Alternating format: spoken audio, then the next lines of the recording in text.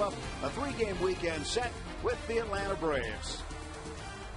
Hi again, everybody. Along with Bob Walk, I'm Tim Neverett. Very happy you're with us watching Pirates baseball today. Pirates last night, after a 92-minute rain delay, got the game in with the Braves and would lose it 4-2. Yeah, really kind of a tough night. Get the rain delay, and then you get so many guys on base last night that you just opportunity after opportunity just didn't come through, and that's what made it such a tough loss last night. Close ball game, but after the game you're thinking, oh, we should have won that one like 7-4, not a 4-2 loss.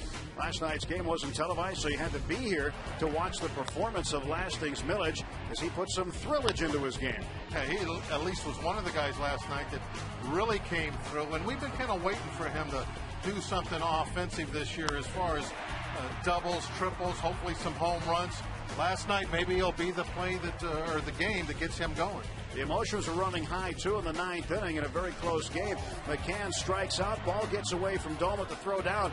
Jones appears to have his foot on the base, but umpire Tim Timmons says no. The throw took him off, and John Russell, for the third time in his career, gets ejected. Yeah, it looked like all Jones did was kind of move his foot on the bag. Never took his foot off the bag, and in a close game, like you say, emotions running. Not surprised that Russell was really upset. Pitching today, Zach Duke, the left-hander, coming off a very good performance against the Philadelphia Phillies. Will try to get the Pirates back on the right track. Yeah, really a great game where you come in and you know you have to be at your best to beat Holiday. Only gave up one earned run through 6 innings. That was fantastic. I think he's going to do the same thing in this game, and hopefully we'll do better on that other stat. Look at that, 2 runs per game. We got to do better than that for Duke.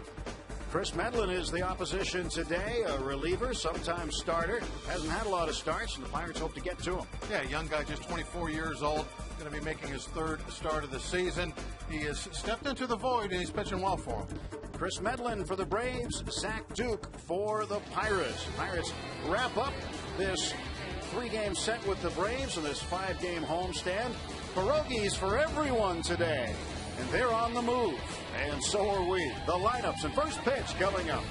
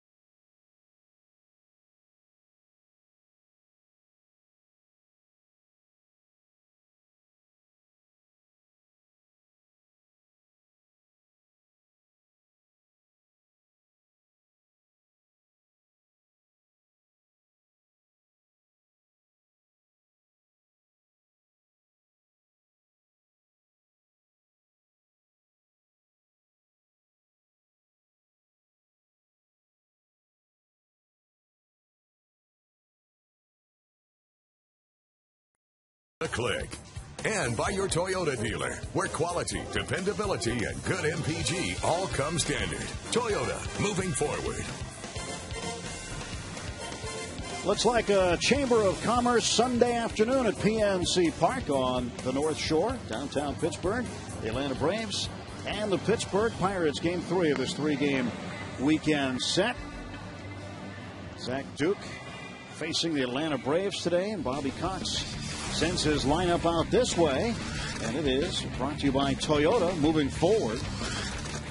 Jason Hayward is not in the lineup today. He has been taken out due to a sore thumb, so Nate McLouth has been inserted. And McLouth will start in center field with Prado moving to the third spot. Take a look at Zach Duke's numbers. And coming off what, for him, I think has to be his most satisfying win of the season. Going out and out pitching Roy Halladay for that win. And all year he hasn't been getting a lot of runs to work with. He knew going into that game he wasn't going to get a ton. Gave up just one and came out of Philadelphia with the win. And McLouth takes ball one outside and low. Nate. 198, slow start.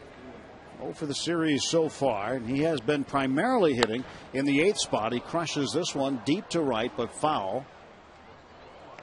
And the proper lineup for the Atlanta Braves has McLouth leading off, Infante, then Prado. Lost back in there today.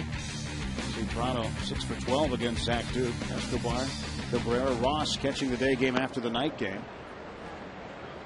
2 balls and 1 strike to Nate McLouth. I talked to Nate yesterday, Bob, about hitting in the 8th spot because he'd been primarily hitting leadoff or third throughout his young career, and he said it was a bit of an adjustment having to hit in front of the pitcher.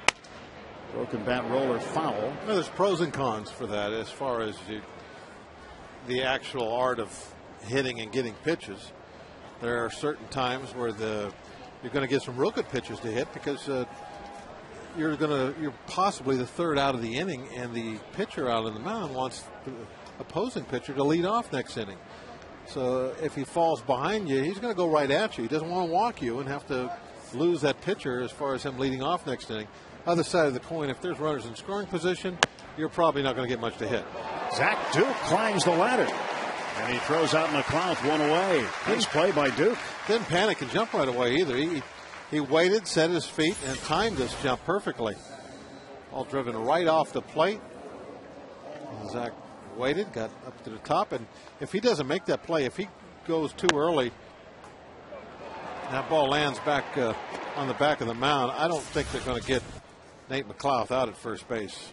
Now Nate is 0 for 7 in the series. Omar Infante playing third base instead of Chipper Jones today. Jones with a day off after starting the first 2 night games of this series, and Infante takes outside. Ball 1. Infante, a .299 hitter with a home run and 9 runs batted in. Line drive right at Iwamura. It's off his glove and into right field. And a base hit for Infante. I talked about Zach and his jump. He timed it real nice. I don't think Aki's timing was as good.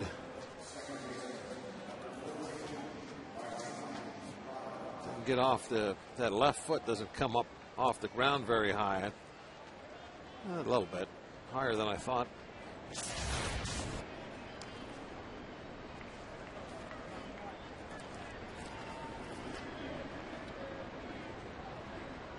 Infante at first with Martin Prado at the plate. Prado has been very good for the Braves. Leads the National League in hits. 56 of them. He has been outstanding in terms of multi-hit games. One of the league leaders in that category. Second behind Ryan Howard of the Phillies with 18. Our Barrel Automotive League leaders stat. You see Prado leading Ryan Braun and Ryan Terrio. Marlon Byrd and Ryan Howard. There's 3 Ryans, a Martin, and a Marlon.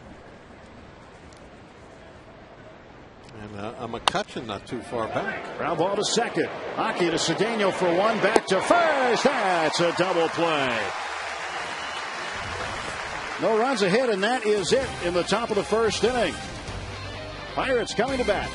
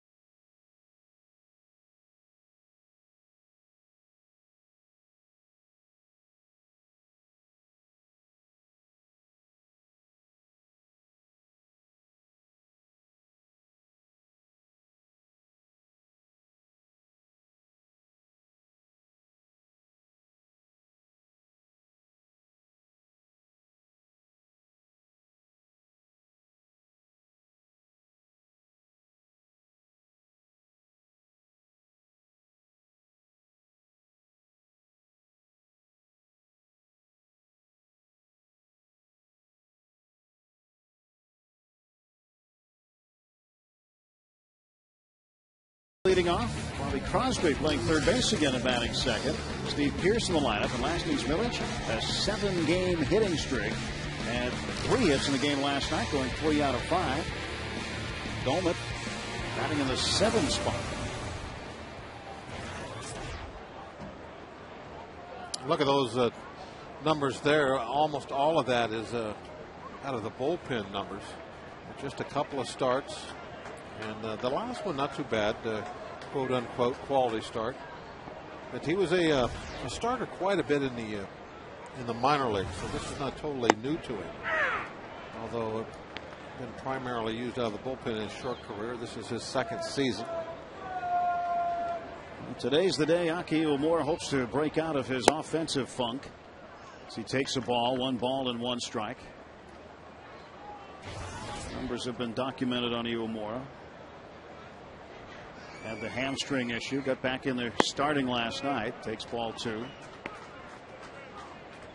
And is hitless in his last 32 at bats, 2 for 49 this month in 16 games played. 2-1. That's outside. And a lot of Aki Iwamura fans in Japan getting an opportunity to watch this game today on the NHK network. 3-1. That's fouled back. Count full 3-2. And occasionally that'll be the case. They've seen a number of games on NHK in Japan. It's one of the largest television networks in Aki's home country, and they get an opportunity to see him play today. 3-2. Swung on, fouled away.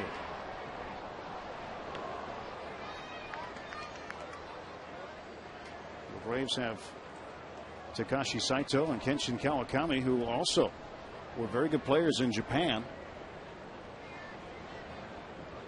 3-2. Swing and a miss, strike 3. And Iwamura down on strikes.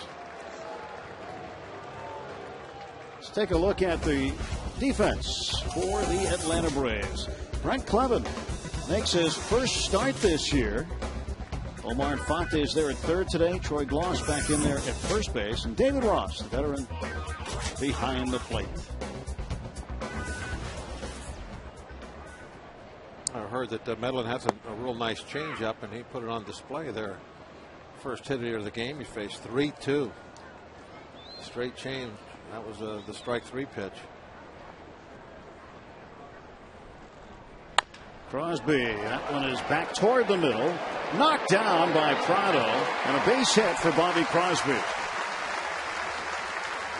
Well, Martin Prado gave it his best effort, but it wasn't going to be enough based on where the ball was hit. Well, if he could have done this without leaving his feet as he went down for the backhand, he would have been a lot better off.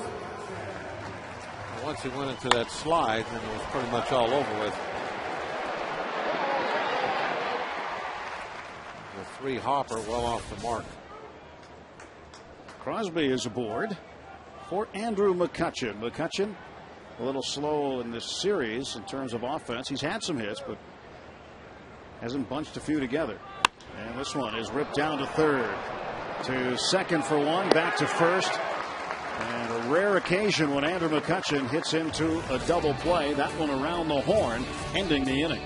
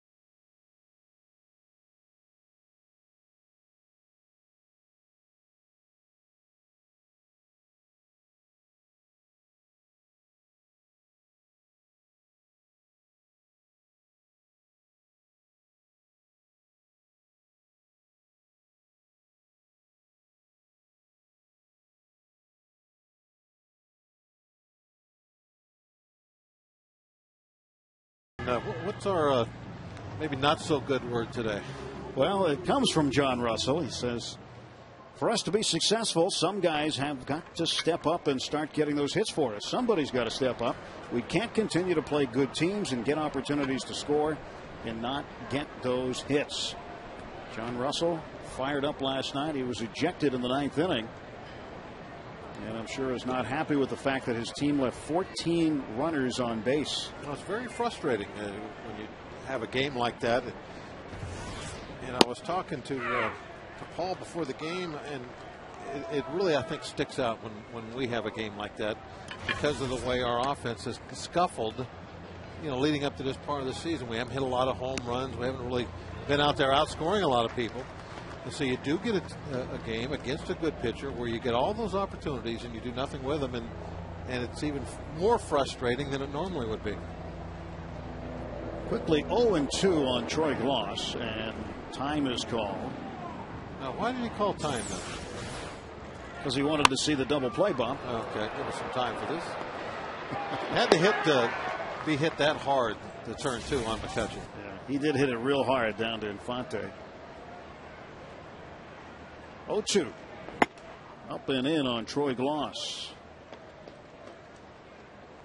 It's one of the areas that Duke has to pitch, and that's inside on these big right-hand hitters. Has to throw some strikes in there too, not just off the plate, but actually get the ball in for a strike. To left center, going back and drifting on the track is Milich, and the Milich person brings it in. Into the notch. This is called pitching to your ballpark. Wanted to get that ball in, didn't. Left it right down the middle and up, but the notch saved him. You can make some mistakes in this ballpark as a left-handed pitcher. That huge left field. That same ball to right center, and it's in the seats. Escobar, strike 1. Wasn't so sure he wanted to swing, and it was too late to change his mind. Not much bat speed on that one, did he? I think he's got more bat speed than that. Have a feeling. 0-1. That's inside. 1 ball and 1 strike. Escobar, 187.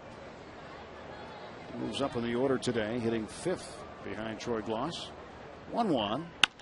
Ground ball towards short. Backhanded by Cedeno. Long throw. It's high, and Pierce has it come out of his glove. He doesn't know where it is, and it's right by his feet.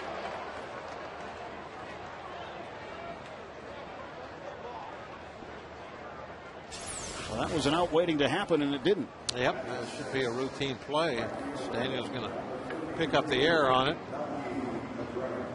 Looked like it was going to be a snow cone catch for a while. He actually caught it and brought it down, and look, the ball came out of the glove when he gets the glove down around his leg. He might have connected with Escobar. His glove may have hit Escobar, and that might have been when the ball came out. Yeah, I think you're right. But if he makes that catch and just leaves the glove up over his head, I think we're okay. It either knocked it out on his own leg or on Escobar, one of the two. The official scoring on it, an error charged on the throw to Ronnie Cedeno. 1 out and 1 on. Here is Melky Cabrera. Get another look at first base and see if the collision was what caused the ball to be jarred loose from Pierce's glove. He's got it there. On the way down, it came out.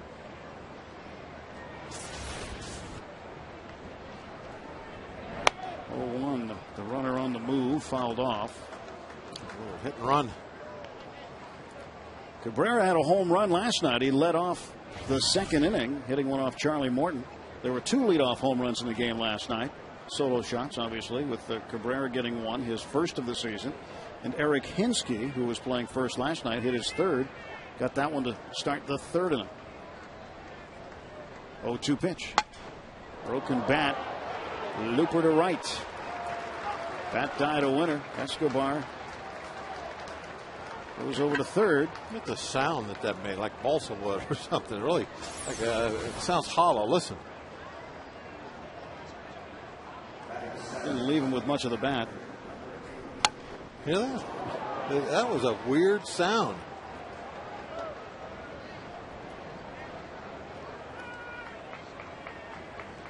Just left him with a paddle. Yeah, boat paddle. Or my gym teacher in junior high had a paddle, something looking like that. Really? And what did your gym teacher do with that paddle? Made sure that we would mind during class. That was the enforcer? Yeah, that was the enforcer. Might even had a couple of little holes drilled in it, but it was shaved flat on one side. I don't know if they do that nowadays. Probably not. Can't do that anymore. Can't do the yardstick across the knuckles. No. None of that stuff anymore. Kids miss out on a lot of good stuff. Builds character. 1-0 pitch. And Ross fouls it away. At least that's what they told it. All I know is I didn't want to get swamped with that big paddle, that's for sure. Guys keeping it in order today. Yeah, the there they are. principals of the bases right there. Gym teachers. Tim Timmons behind the plate. There's Alfonso Marquez. Marquez was involved a couple of weeks ago in an altercation, I guess you'd call it an altercation, controversial play with Michael Bourne of the Houston Astros in a game against San Diego, where Bourne felt he was safe at first base. Marquez was the first base umpire for that game, and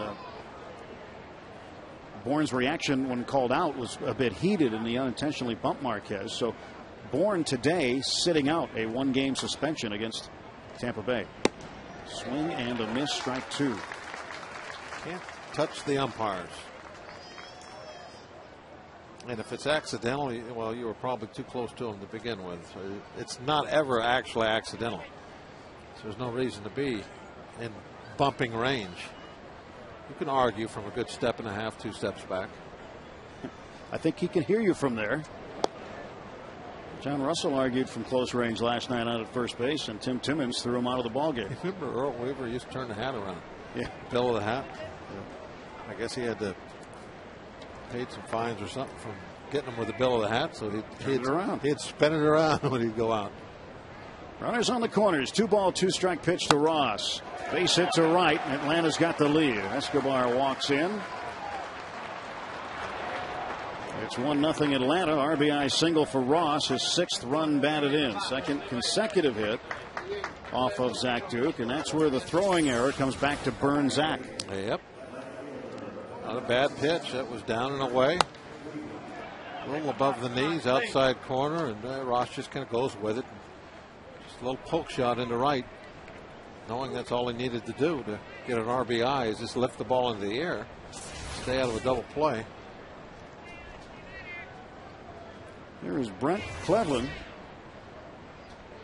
making his first start for the Braves. First time he's ever faced the Pittsburgh Pirates. He is 1 for 1 this year for the Braves. 2 on and 1 out, and Cleveland looks high. He's got major league experience with the Detroit Tigers. Was drafted by them and brought up through the Tigers system. Appeared in the big leagues in 2006, 2007, and 2008. He was a Cub at one time. Tiger Cub. You know, yeah, minor leagues. Well, yeah, when he was with the Tiger Cubs, Gulf Coast Tigers or West Michigan, the minor league teams. Yeah, Tiger Cub. But did not appear in the big leagues last year. Spent the entire season in Toledo. 2 balls, no strikes to Cleveland. Zach Duke stretch. And the pitch. 2-1. Toledo got a great nickname. One of the made really kind of famous with MASH, the Mud Hens. Yeah.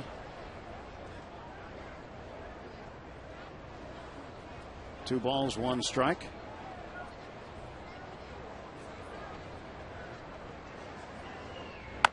And a ground ball towards short. Cedeno backhands, throws across. He's got Cleveland, but the runners move up.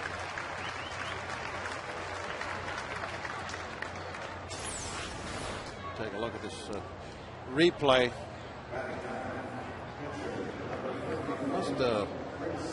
I was going to say must have figured that he had no play at second base, much shorter throw, but because it was chopped toward the hole, he decided to go across the diamond, and he certainly has the arm for that. There's Chris Medlin, 2 down, 2 men aboard, 1-0 Braves. Ground ball to second. Iwamura will throw him out, and the Braves push 1 across. There were 2 hits, 1 error, and 2 men left.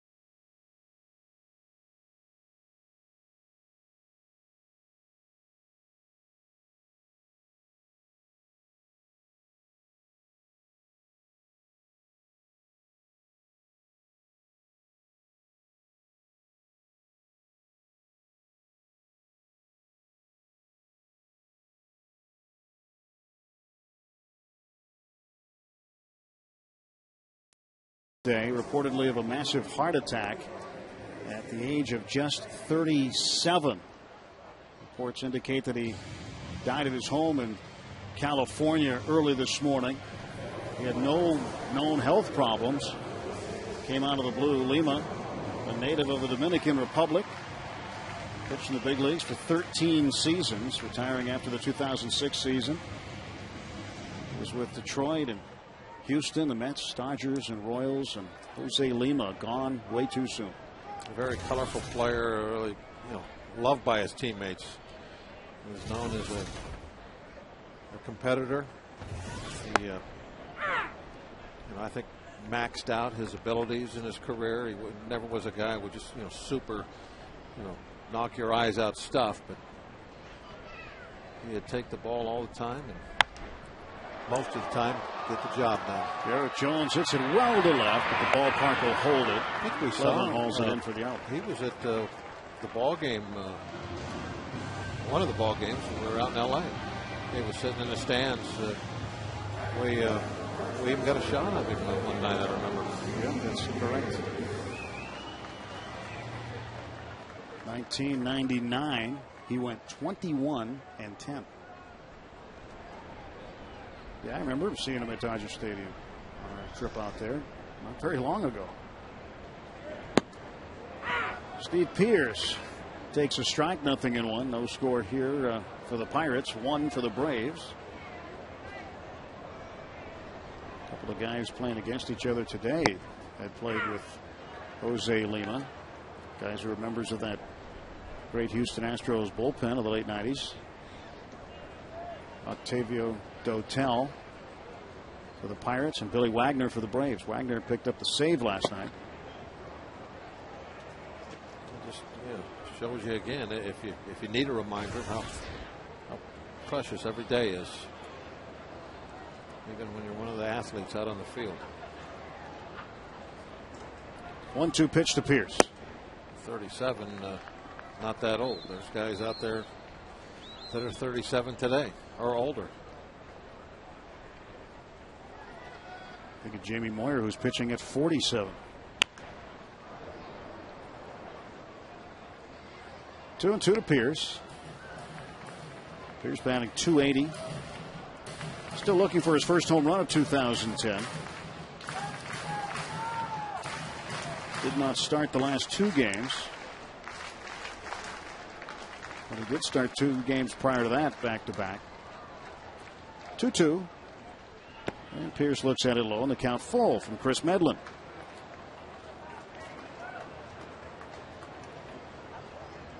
Hitting well over his last 10 games, 6 out of 17.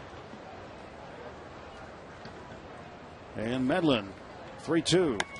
Pierce fouls it off. Medlin's out of Norwalk, California, born in Artesia. 5'10", 190. One thing we should note about him when he comes to the plate, he's a switch hitter. Nice thing for the Braves to have somebody like this in their bullpen that can come out and fill in. Jurgen's, I think it was a hamstring he hurt. Maybe not quite a couple of weeks ago, 10 days ago or so, and they've got Medlin out there. He's doing a pretty good job. I want you to visit the official online shop of the Pirates at Pirates.com. Browse the largest selection of official gear, including the latest apparel, nostalgic memorabilia, and authentic classics for the whole family. Get your gear from the official source, the Pirates.com shop. Accept no substitutes. There's an All-Star Game jersey. Part of that memorabilia group. Millage will take a strike. Lasting's 3 out of 5 last night. Makes his first plate appearance today. Left fielder hitting .259. Pierce off of first. He represents the tying run in the bottom of the second. And Medlin's pitch way inside. Backing out is Millage.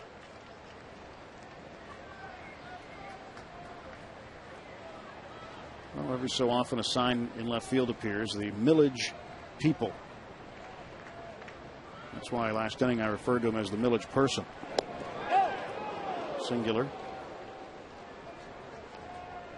I got a sign out there today, something to do with Garrett's something. I'll show you that in a minute. This is a little closer play than I think Pierce had hoped for. Yeah, I think he was surprised a little bit. He'll be a little quicker this time coming back to the bag. Garrett's parents are out there. I couldn't see what it was. It's parents. I like it. The guy in the middle's got a beak on. Well, he just took it off. There they are, Garrett's parrots. I'm not sure those are beaks for parrots. Those are like what are they called? Toucans. Yeah. Toucan Sam. That's all right. It's a tropical bird. You're in the ballpark. Yeah. Literally. 1-2 to Millage. Got him. Millage hit by the pitch. He's shaken up a bit.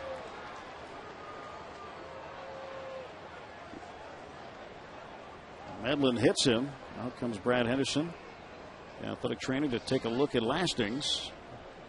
They're looking at his left forearm.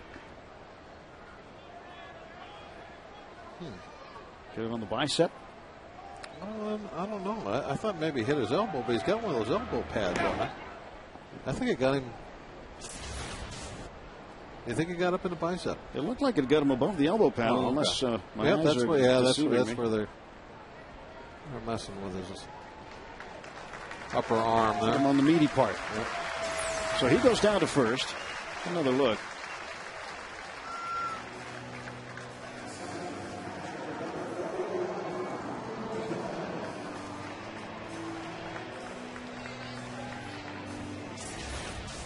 So Millage, he'll just rub it off. Well, we have something going. This is the situations that we had last night, a ton of, and couldn't come up with anything. And this, we showed you the good word earlier from John Russell. He said somebody's got to step up and get hits, and this is the position that Ryan Domit finds himself in. Domit without a hit in the series and finds himself hitting in the number 7 spot in the order today. Pirates trailing 1-0. Throw down to second base. And if that throw was on the other side of the bag, Pierce might have been gone. They're after Pierce, aren't they? David Ross surprised him. They're hunting him. Yeah, that throw had a little bit of a tail on it. You can see that ball start leaking off to the right from that center field, or not the center field, behind home plate camera shot. 1-1. That's high. 2 balls and a strike. Still at 235 with runners in scoring position. He's hit safely in 4 of his last 5 starts, however, and 5 of his last 7. Still going after Pierce. It's open season on Pierce.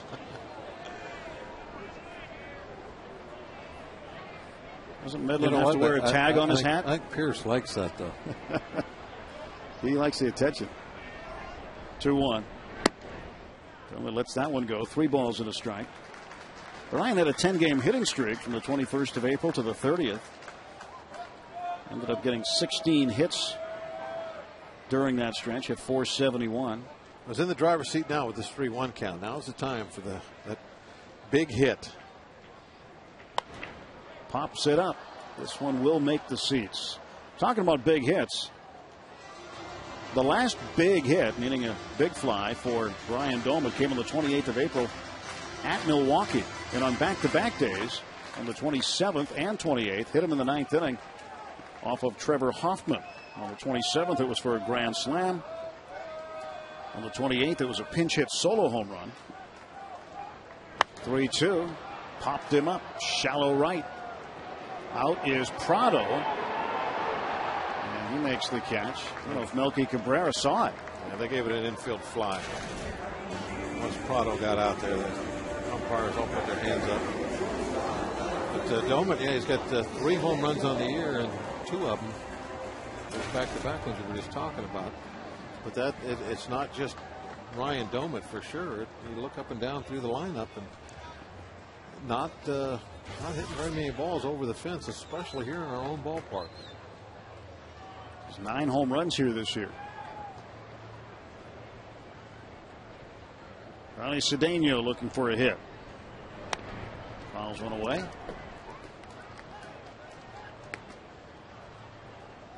Ronnie's hitting .300 here at PNC Park with 2 home runs and 8 runs batted in. So he's done all right at home.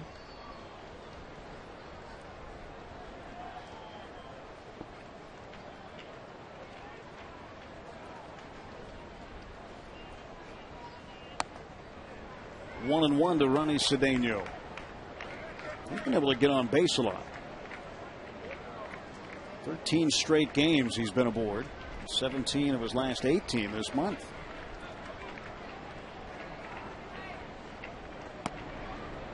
Two and 1. A lot of times this month we've seen him reach on an infield hit quite a bit. And we don't want that now. Even in the outfield somewhere to get these highly sought after Steve Pierce around. Ground ball to McLeod. I'll take that. 2 strikes now, 2-2.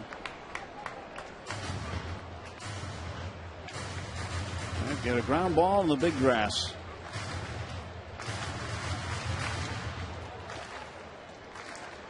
A lot of room down the left field line if you can get in front of one.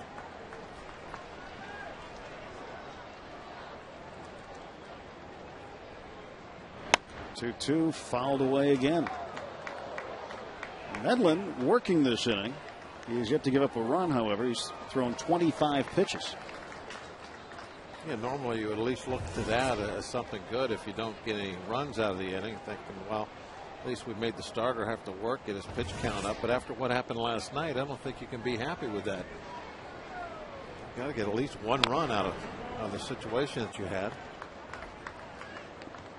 Well, Steve Pierce with a good jump as soon as he saw that swing start. Once you get a walk, hit batsman, somebody's got to come up with a hit. Take advantage. 1-0 Braves. 2 on and 2 out for the Bucks. Pitch to Ronnie Cedeno. Now the count full 3-2. A little bit of an advantage to Pierce. He didn't have to worry about getting too big of a lead now because he'll get a running start. Take a nice conservative lead. When the throw goes home, take off.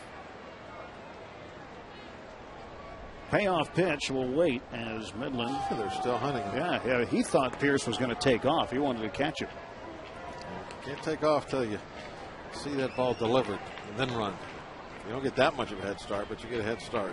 3-2. Hit in the air down the left field line. Hey, fair. And this ball is foul. Hit way up by the Kennemetal sign. Hit that ball up on the club level.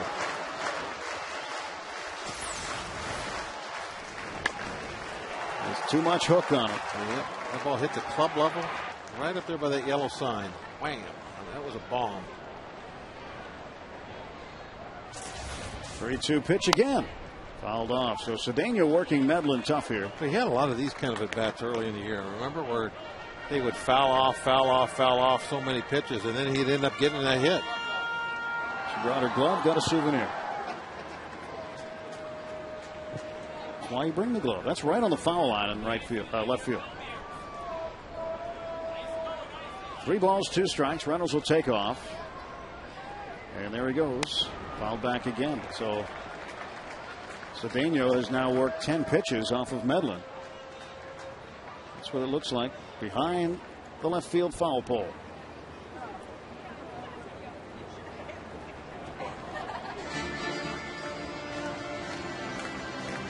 Yeah, I mean, she didn't catch a home run though. She played to Karam. It's like a catch a knuckleball. You pick it up when it stops rolling, right? Yeah. Take them how you get them in the stands.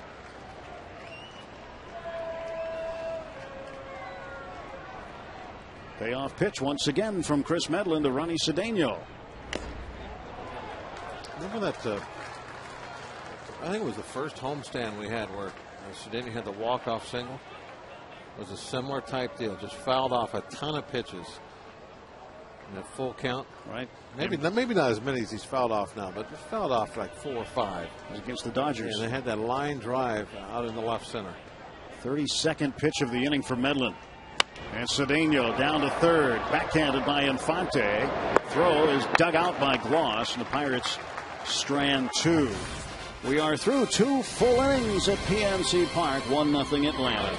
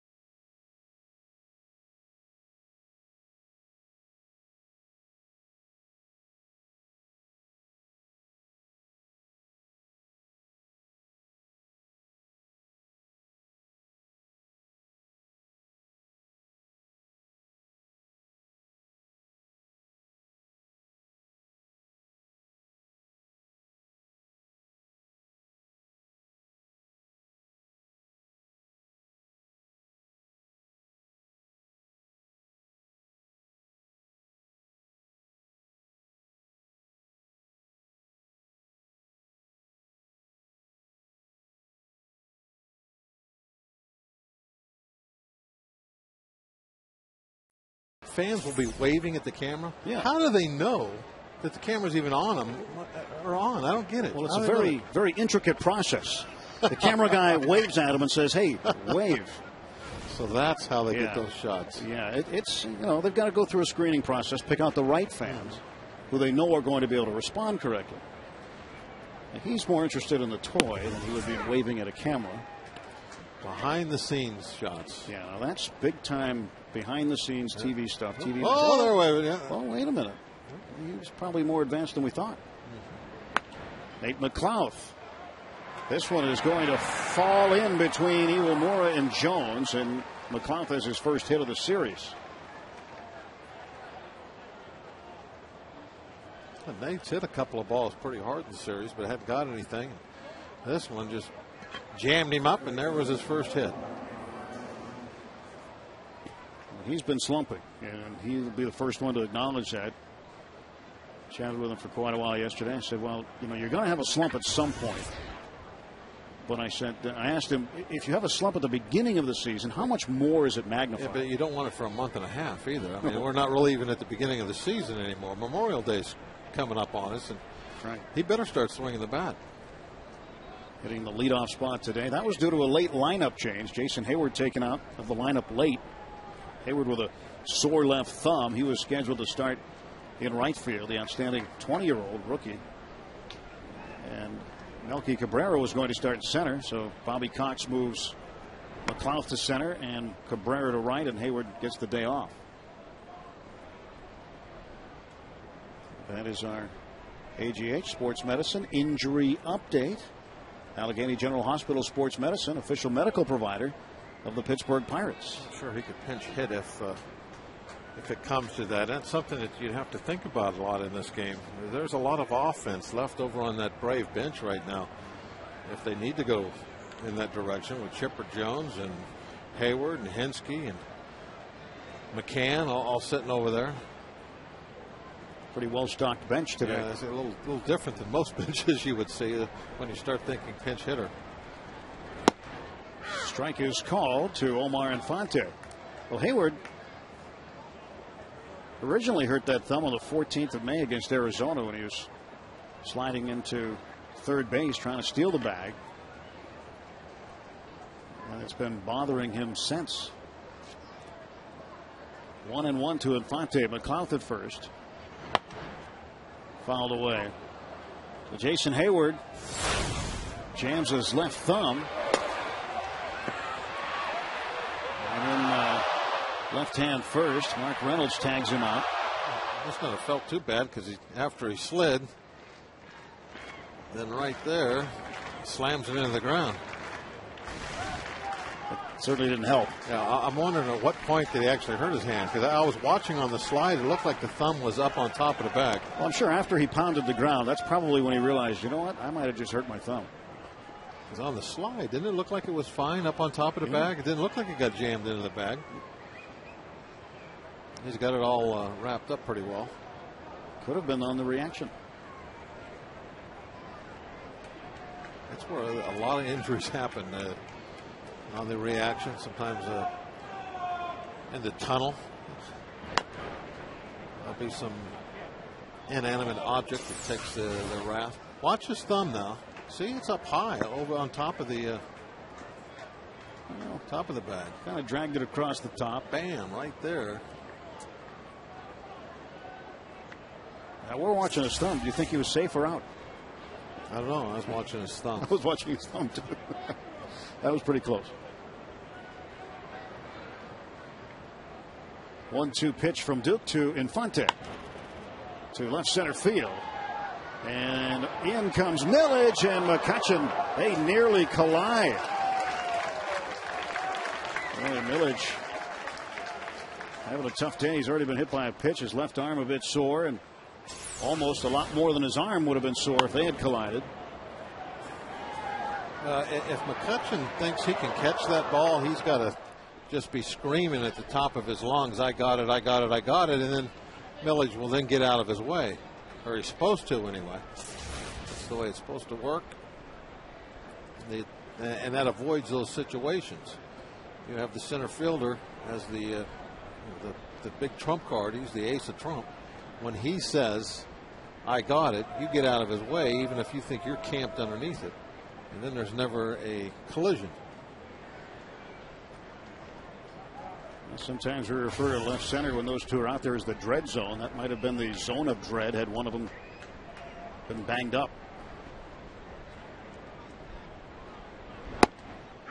Martin Prado takes strike one.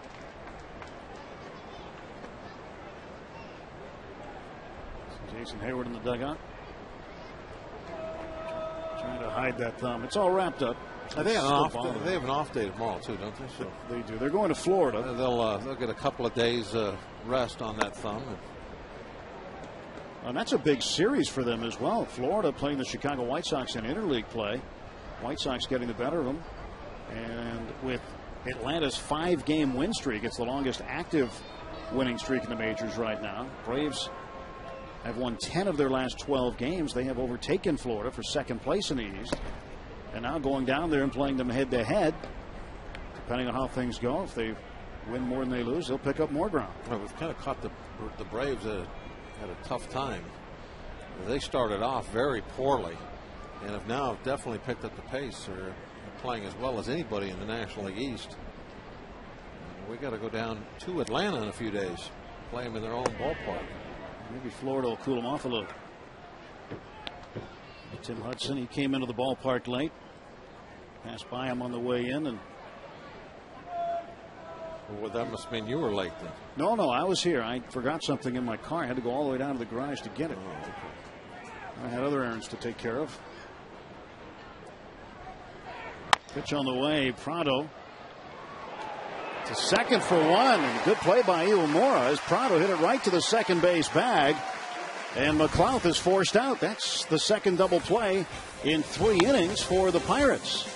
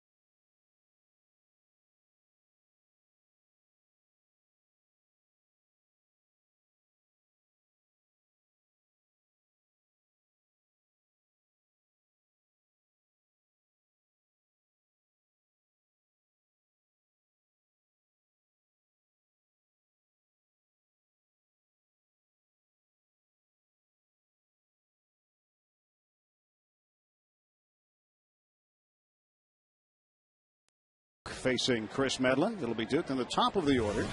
Iwamura and Crosby. Nate McLeod thought he was safe at second with the force out, but Iwamura right on the bag.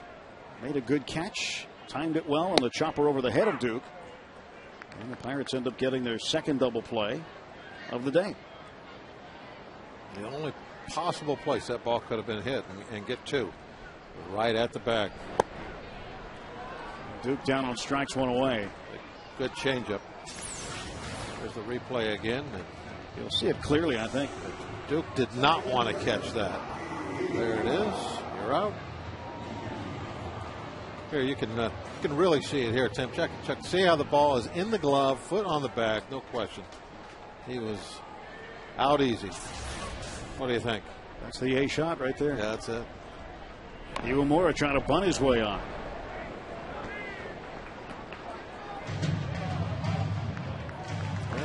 Slumping, you don't leave any stone unturned to try and get a hit. And lay one down. And the 0-1. Now it's 0-2. It's really tough right now for the Pirates is that Aki's on base percentage is only .260, which is 100 points below where you need your leadoff guy to be. really set the table for the offense. Slow roller down to second base, and Prado throws him out, and Aki is 0 for 2. So 2 down, and Bobby Crosby will be coming up. But at some point, I think they're going to have to move Aki out of that leadoff spot until he starts getting those hits.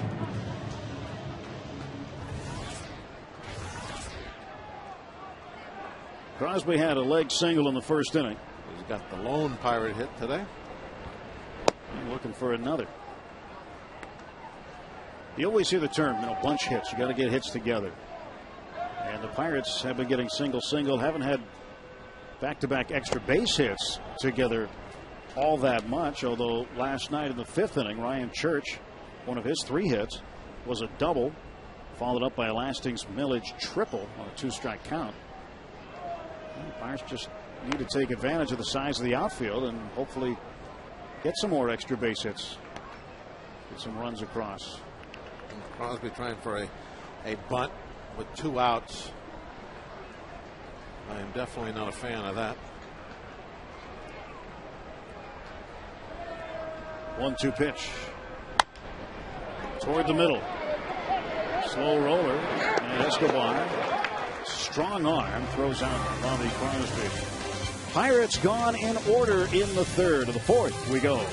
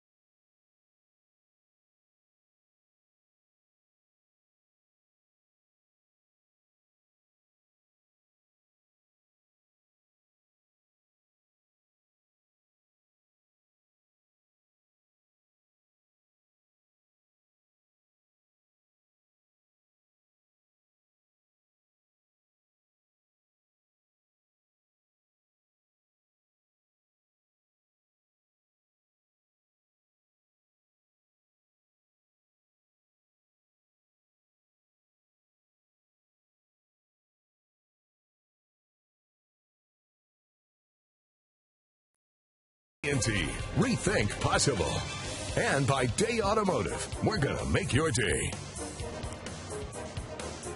Let's take a look at this day in Pirates history. May 23rd, 1989. It was all smiles as John Smiley pitched a complete game 8-hitter, and the Bucs beat the Braves 5-2. Pirates Glenn Wilson hit a 2-run home run, and Zane Smith took the loss for the Braves. That's our this day in Pirates history, thanks to Day Automotive. And what a day it is here today.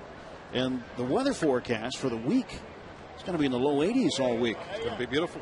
Get those pools open. Memorial Day coming. Troy Gloss will lead off against Zach Duke. And he will take a strike.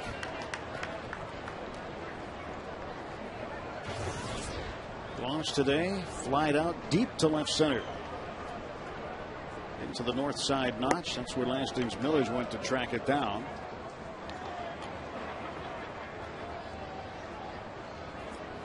That's a long way from home plate.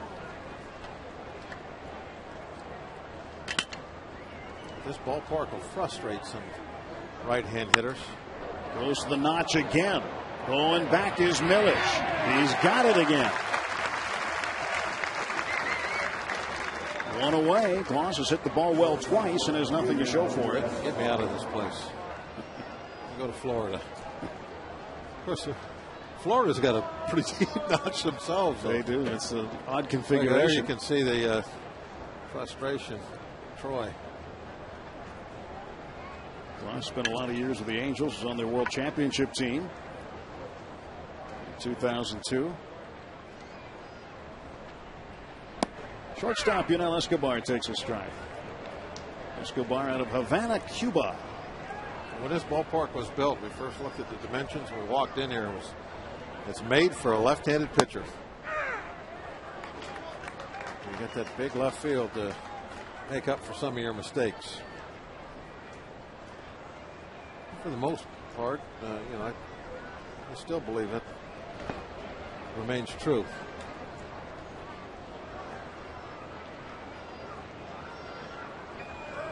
.325, 320 in the lines and the gaps. Left center is 389, goes out to 410. Yeah, straight away 383, right behind where Millage plays is 383.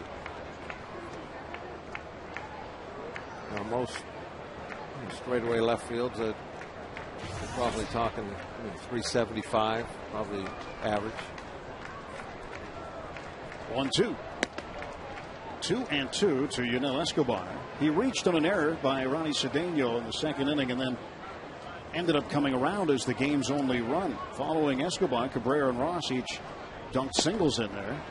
Strike three and Escobar down on strikes, and Duke's got the first two Braves in the fourth.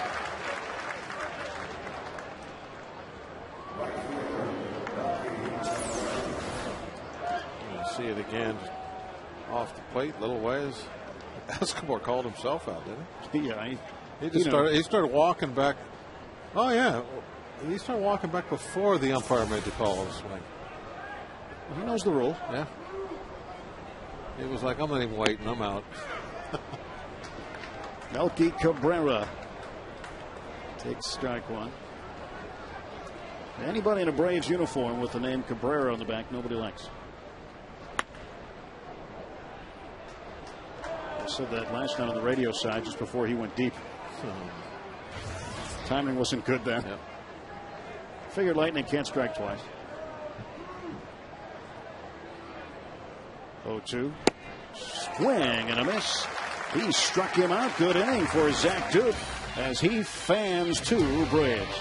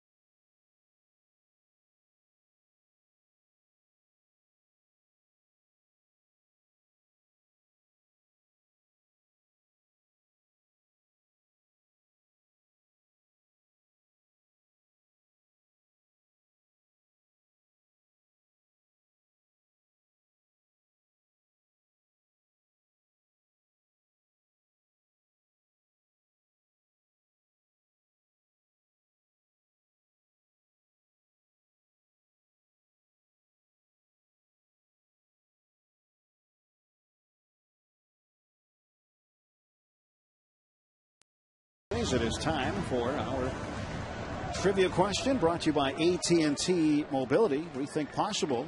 May 23rd, 1989. Future Pirate Zane Smith took the loss for the Braves.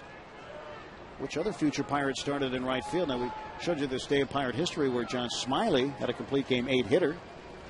Pirates beat the Braves that day. And Zane Smith was the losing pitcher. He'd then come over to Pittsburgh and have success with the Bucks. But Braves and right. brave outfielder.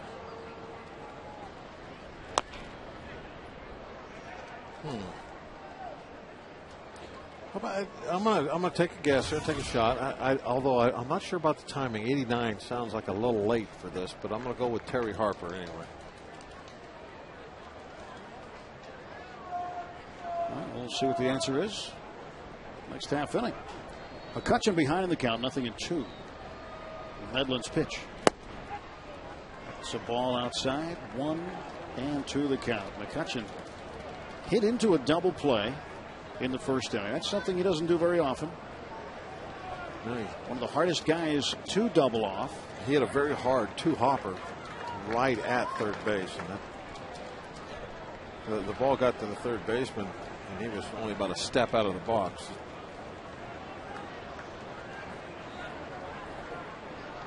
2-2. Up in the air and playable and foul ground. Troy Gloss calling for it, and McCutchen, who never took the bat out of his hand, is done. He's 0 for 2. The third annual Pirates Charities on FSN auction, live from the Trip Total Media Hall of Fame Club, will come your way Thursday, June 17th. Keep watching to see all of the great items up for grabs this year. Remember, your generosity supports Pirates Charities' commitment to strengthening our community. Pretty neat items that you might not expect to get. Oh, it's always a lot of fun, and we'll sweeten the pot a little bit every now and then. We'll add something ourselves. Garrett Jones fouls the first pitch away. What did you add last year? I think somebody bid for a kind of a behind-the-scenes tour up here at the television, and we invited them to actually be part of our open. You know how the two announcers stand. You know how they do that.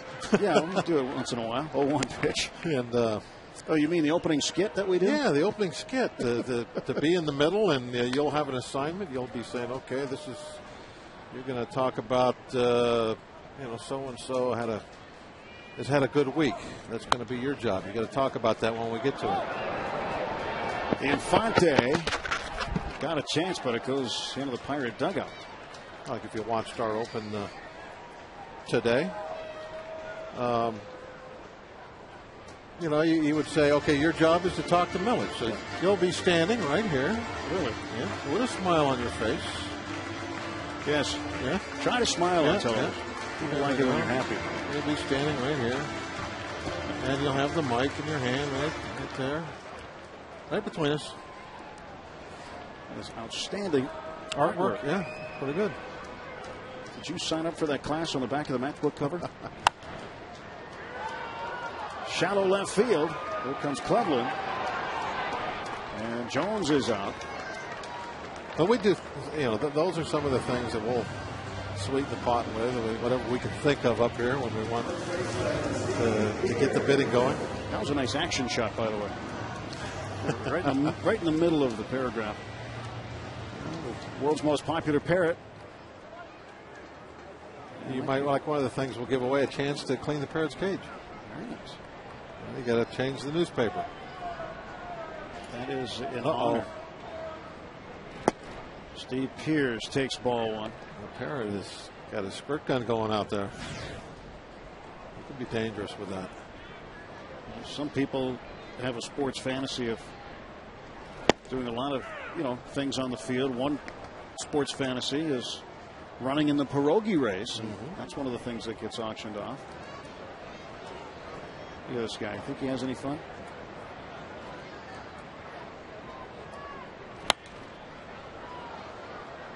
Pitch fouled away. Great experience coming to PNC Park from the excitement on Federal Street on a Kids' Day Sunday afternoon. Gorgeous weather today. Kids getting wind-up pierogies as a giveaway last night. Beautiful sight. We went for a little walk along the river this morning. It was just tremendous out there. The Garrett Jones action figure last night. That was a big seller.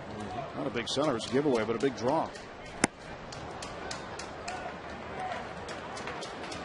And you walked for the March of Dimes this morning. Yeah, that was a lot of fun. We took a little 3-mile hike.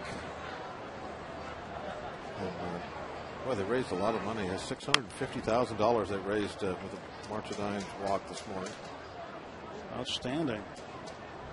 PNC was part of the walk. Yeah, well, Kind of started down by the Heinz Field and came up, walked around the stadium, and then all the way down to the old Heinz plant, across the bridge over the Strip District, down through downtown, and came back across the Clemente Bridge. That was the finish line.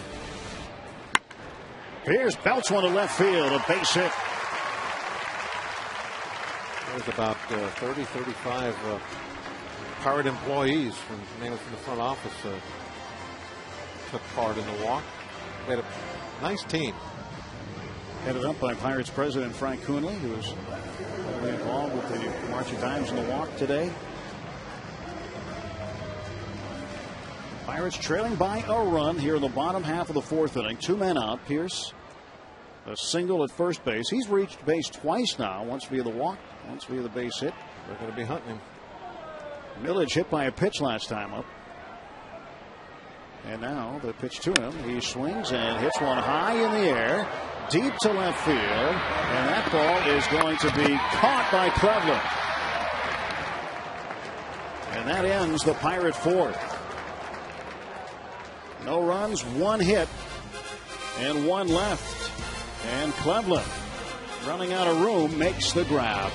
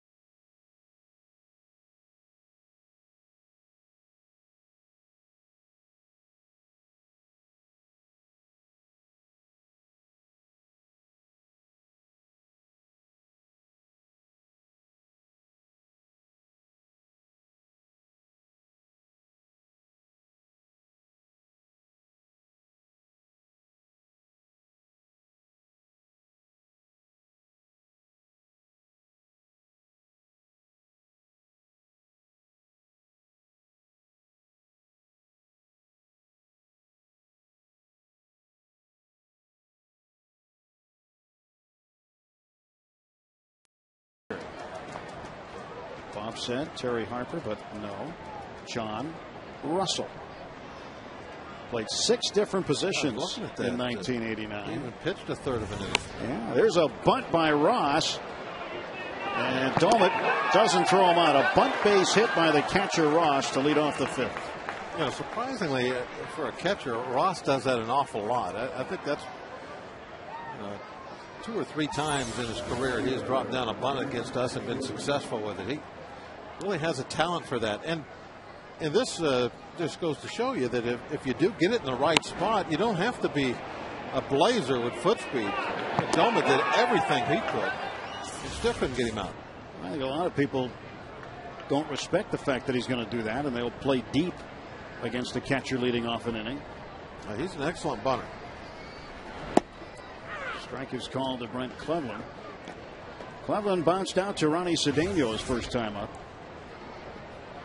David Ross catching the day game today after the night game. McCann caught the 2 night games, so he's out. And Ross is 2 for 2. Cleveland making his first start for the Bravos. Nice catch in left field in the inning. Yeah, especially since he's never played here before.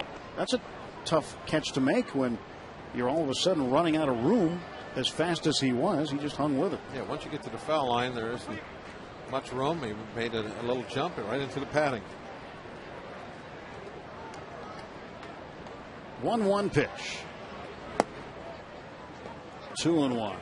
Yeah, he's motoring toward the wall here and then starts to put the brakes on. He's not real sure there. He knows he's close. So he went ahead and there's no reason really to have to jump if you're not by the wall. Because you could just, take one more step across the line and you're going to make that catch. But he jumped in the air just in case he was close to that wall so that he could get up on it and get to the ball before it went over the railing or up on the padding. He's not sure, and so that's why he decided to go ahead and make that jump. You see, when he started running, he took that one quick look to gauge that corner and see where the wall was. Ground ball to second. Iwamura shovels to Cedeno for one. Back to first. Double play. Third double play pulled off by the Bucks. It's something that not unfamiliar to do. And that's keep the ball on the ground. It sure helped him out this afternoon. It's another tailor-made double play. What was that, about 15 feet or so away from the second base bag? Not only is he getting these double play balls, they're right there around second. Really easily played. Cedeno took that ball barehanded. And he needed that with Cleveland running pretty well down the line.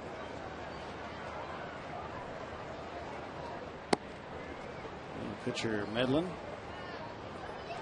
Ball and a strike. Medlin a switch hitter. Batting right-handed against the lefty Duke. To center field and a base hit. Pretty good swing on the ball. Well, pitchers who are switch hitters, and I know Carlos Zambrano comes to mind of the Cubs, they're switch hitters for a reason, because they've swung the bat somewhere before.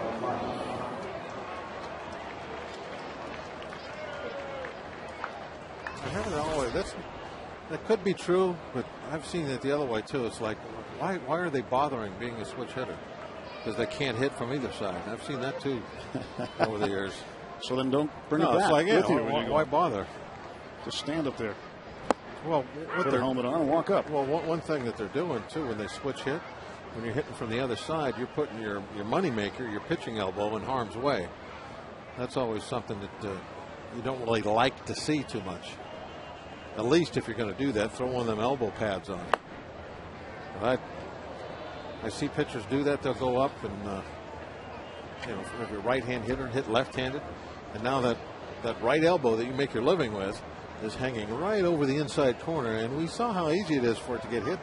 Millage took a pretty good shot up in the back of his arm earlier. 1-1 ground ball to Pierce. He'll take care of Nate McClough. Nothing across for the Braves in the top half of the fifth. A double play on a great day in Pittsburgh.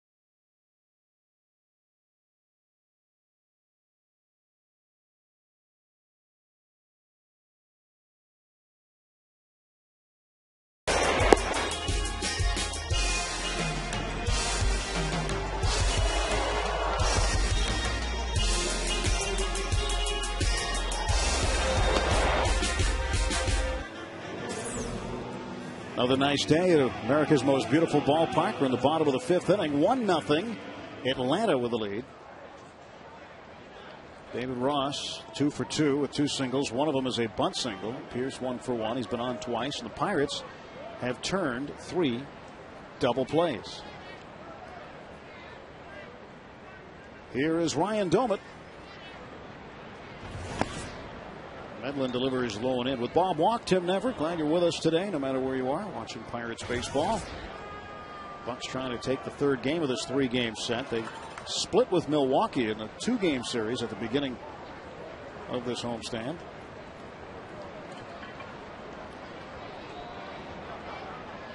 There's Bobby Cox. Braves come back here one more time as Bobby's on his farewell tour. He'll be back in September for a 3-game series. And Domit rips this one to right field. That's down and going to roll to the wall. Around first and heading for second is Domit. He slides in safely. And Ryan Domit has just ripped his 9th double of the season. And the Pirates have a tying run in scoring position with nobody out. That's my favorite way to open up an inning, a lead-off double.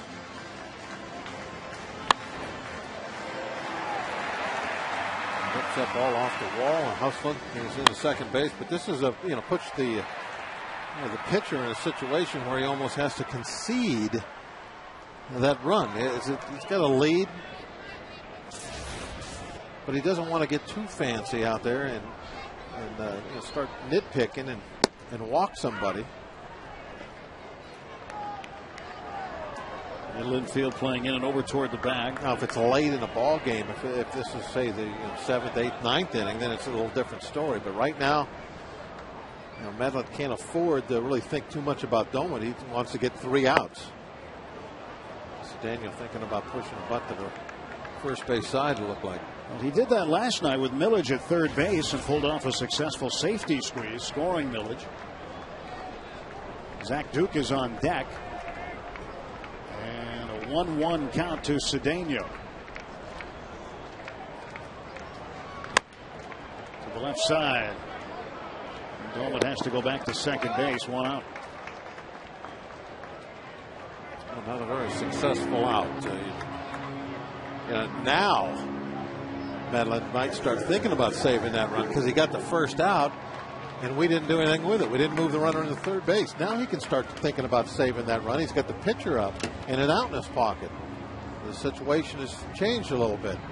No longer second base, nobody out. It's almost like a hitter going from 0-2 to 2-2. It's the same thing here for the pitcher. You're thinking, oh, leadoff double. Probably going to end up giving up a run here. Even if I get the next 3 guys out in a row, they could still get that run home. But now there's a little sliver of hope that he can save it. Duke has a reputation of being the Pirates' best hitting pitcher. Pops it up shallow left. Cleveland over by the line. There's no doubt Duke is. I really believe that he could be a pinch hitter even a little bit more often than he does. Pirates and Mini of Pittsburgh are giving away a Mini Cooper. Don't miss your chance to win a convertible Mini Cooper along with other great prizes Sunday, September 26th, when the Pirates host their annual Fan Appreciation Day. You can register to win this convertible with a different pilot. It's a Mini Cooper. It's out on the Riverwalk, so when you come to PNC Park, register. It's there during every Pirate game for the rest of the season. Fan Appreciation Day is going to be a big, big day here. That's how the Pirate comes to work. Parrot. I call him the Pirate. I saw him driving over. Yeah, well, he's the Pirate Parrot. Yeah, get it half right. But I'm always half right. I saw him driving over the better than never right. I saw him driving over the Clemente Bridge like that the other day. Caught my eye. This big green Parrot driving a Mini Cooper. Hockey's 0 for 2, and he's behind in the count. No balls, 2 strikes.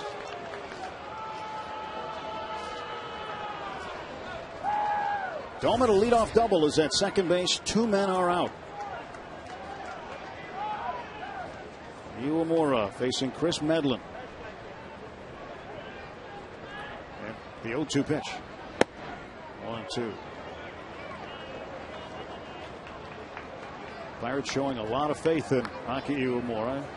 They believe in his track record.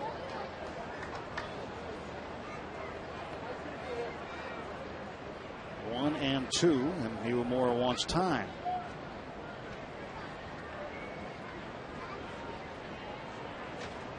He's coming over from the Yakult Swallows. He had good success with the Tampa Bay Rays. Now here with the Bucks this year, trying to break out of an offensive slump.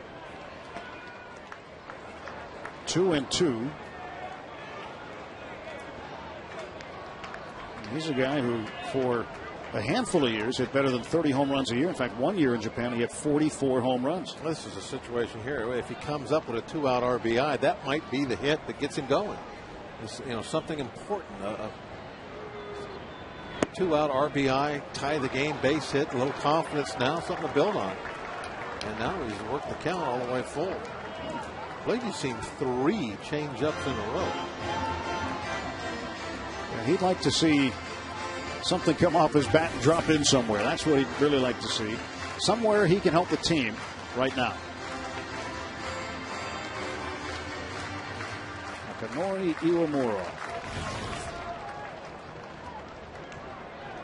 Back in 2001, he was the MVP of the Japan Series. 3-2 pitch. To right field and a base hit. Domit's going to get waved home. Around third he comes. Cabrera throws, and it's in time to get him. The collision. Ross hangs on. Domit is out.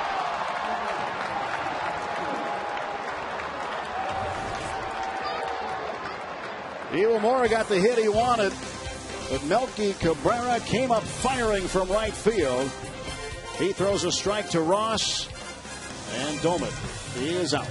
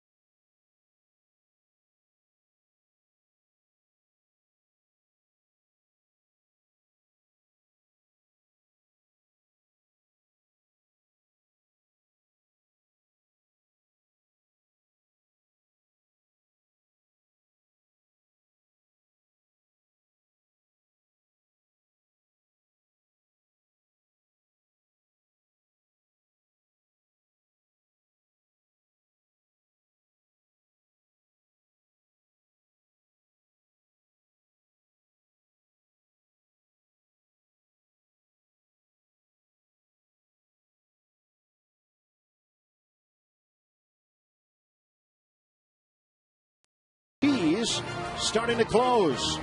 Can Hannah hang on? Oh, don't look back. You lose a step. Hannah losing it. Photo finish. I think Hannah's kind of lame. Maybe. What do you do when a pierogi goes lame on you? Put him in a frying pan, I guess. I guess so. Wow. So Hannah wins by a purse. She's a very close second. Omar Infante to right field, and that one is going to curl foul. The Pirates unable to move the runner to third base with that leadoff double, and they paid the price. And go back to Cedeno's at bat. Now he's hitting in front of the pitcher. And the one thing that you really need to try to do, especially in a close game, leadoff double, man at second base, get a runner over. Yeah, some people argue, well, if the pitcher's on deck, it doesn't make any difference. You shouldn't do that. I would disagree, especially with Duke. That you do need to, and I'm not saying you have to, turn around, sacrifice bunt. No, you don't do that. But you try and hit the ball the other way. Get a base hit to right field. Get a base hit to center field. And then if you don't get the hit and you're retired on a fly ball to right, a ground ball to second, at least now that you have the runner over at third base. And even if Duke doesn't drive him in, obviously he walks in on the base hit to right field instead of getting thrown out at the plate. Well struck to left field. Millage on the run. He's going to watch it go off the wall. Infante around first, heading for second base, and he is in with a stand-up double to lead off the Atlanta sixth. The last double that was hit was Dolbert. He came around. Iwamura gets his first hit in a while. And the collision at the plate, but something happened after the collision. Bobby Crosby, who was standing there, acting as the extra base coach, and David Ross had, I guess, a minor exchange.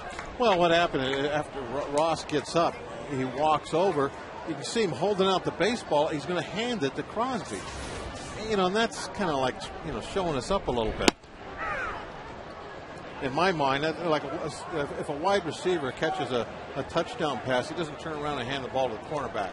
You know, that would be meant. Yeah, and Crosby, you know, he's like, what are you giving me that ball for? I don't want, you know, the way he kind of put his hands out, and as Ross then walked by him to the dugout, Crosby was saying something to him, and I think he should. That was not right for Ross to, you know, hand the ball to Crosby or try to.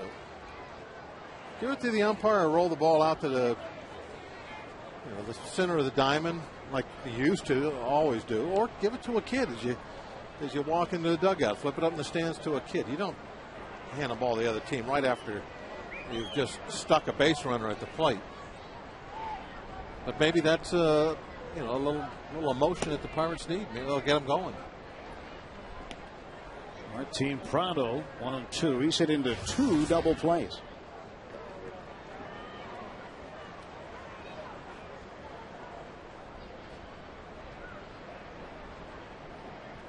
Omar Infante off second base in the pitch. The chopper down to shortstop. Cedeno will take care of Infante. And there is one out. So Martin Prado, who's used to having multi-hit games, has a multi-ground ball double play game. Here's the first one. That was in the first inning. Now in the third with McLeod on the move. Ball right to Iwamura. That's not a happy man. Nope, he's happy right now, though, because he did his job. He went out there after that leadoff double, and even with 2 strikes, he's shortening up his swing and just trying to get the ball to the right side of the base runner. And he was able to do that. Chopped it up the middle. He made an out, but now they have a runner at third base and just 1 out. This is what we were unable to do. See, I told you, he's like, see him smiling and happy.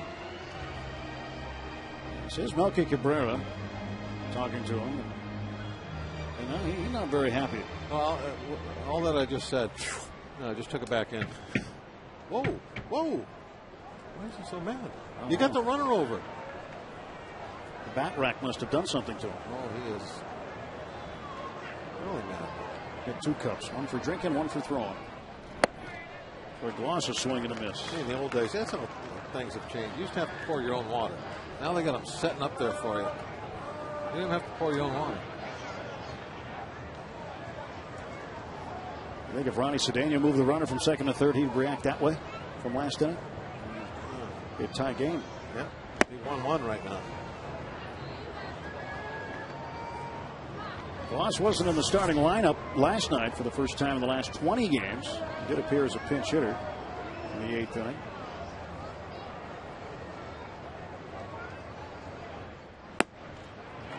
Swinging strike, 1 and 2. He had a season high 8-game hitting streak snapped on the 14th of May. And he has had multi-hit games in 6 of his last 13 games. Loss has been pretty steady for Bobby Cox's Atlanta Braves. 1 out, man at third. Here's the 1-2. Got him swinging. And Gloss is fuming. You know what he's thinking? He's hit 2 extremely deep fly balls, got nothing out of it. Now he needs to hit a fly ball, and he can't even get it put in play. That's why he's so mad. He's got 2 long fly balls for nothing. Now that's what he wants to do, and has to walk back.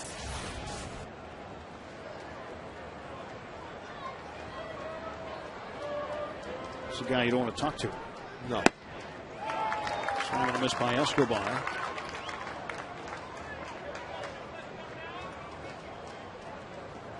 David Ross putting a helmet on, but he knows better.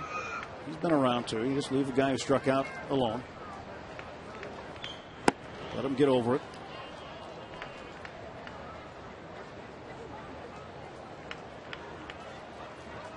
Well, yeah, see now Prado's like, well, I got the guy over. We didn't get it in. 1-1. Strike call.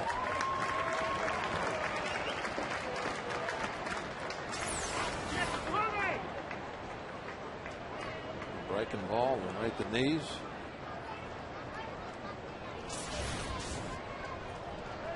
One ball, 2 strikes. Runner at third.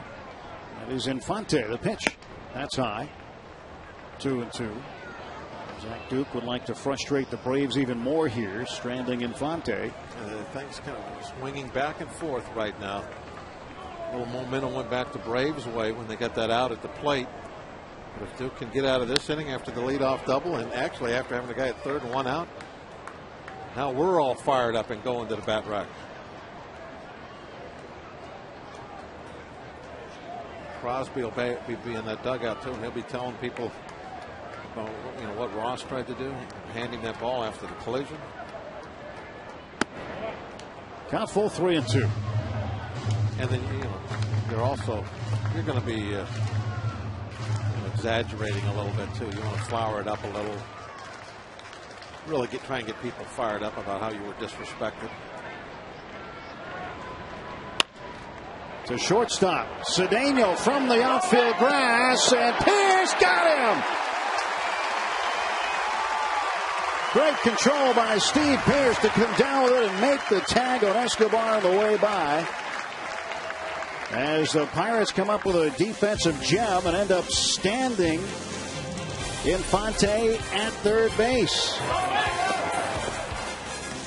Pierce with a solid play, and the Braves don't like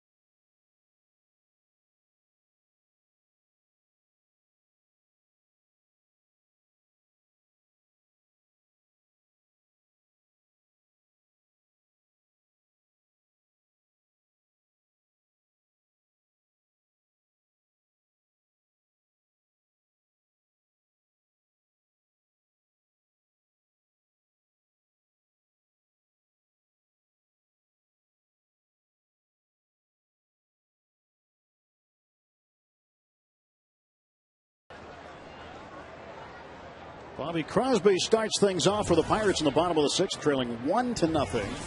And Midland deals high and inside for ball 1. Ross and Crosby had a little talk as Crosby came up to the plate, and it seemed to end okay. Crosby gave him a little pat on the backside. And Crosby lifts this one to shallow left field. Brent Cleveland makes the catch for out number 1. Here's what we're talking about, and this is what Crosby took exception to. Is he trying to hand him the ball, And then he throws it away and turns to the dugout. Right here, Crosby's kind of woofing at him, which he should be. And here they're talking about it. Guess everybody's okay. Maybe Ross apologizing, saying I didn't mean anything by that.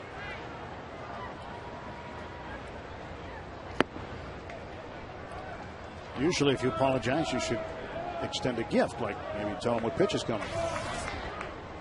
Well, let's not go that far. That'd be polite. McCutcheon drives this one to right center field. Cabrera on the run. He won't get it.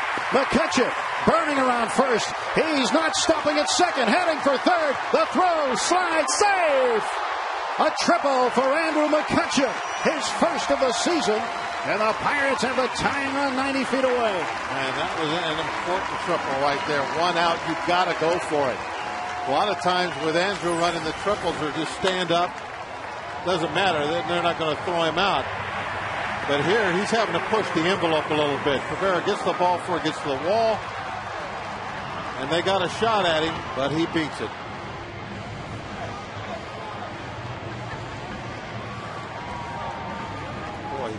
Late hard slide too. Shifts into another gear right here. See, and you look at the slide, he knows it's going to be close. Watch him wait. Late, he slid maybe 2 or 3 feet into that bag. He wanted to get to it as quickly as possible. And now a chance to tie the game. They got the infield in. Garrett Jones 0 for 2. He's flying out to left field twice. 9 triples last season for Vander. Now 1 in 2010 and counting. 0-1 to Garrett Jones. Count even.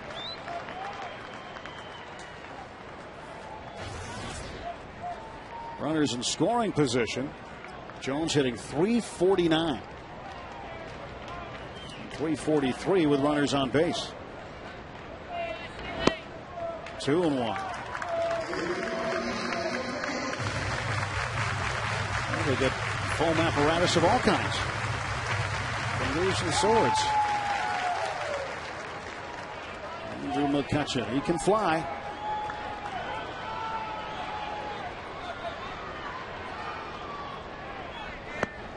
Three and 1 to Jones. Steve Pearce. He's been connecting pretty well lately. Had a very sharp single with 2 outs in the 4th, but Jones trying to get one here. 3 balls, 1 strike. Medlin deals. Didn't want any part of him. Puts him on. Ball 4, and Medlin will take his chances with Pearce. Now the forced play is reset on the infield.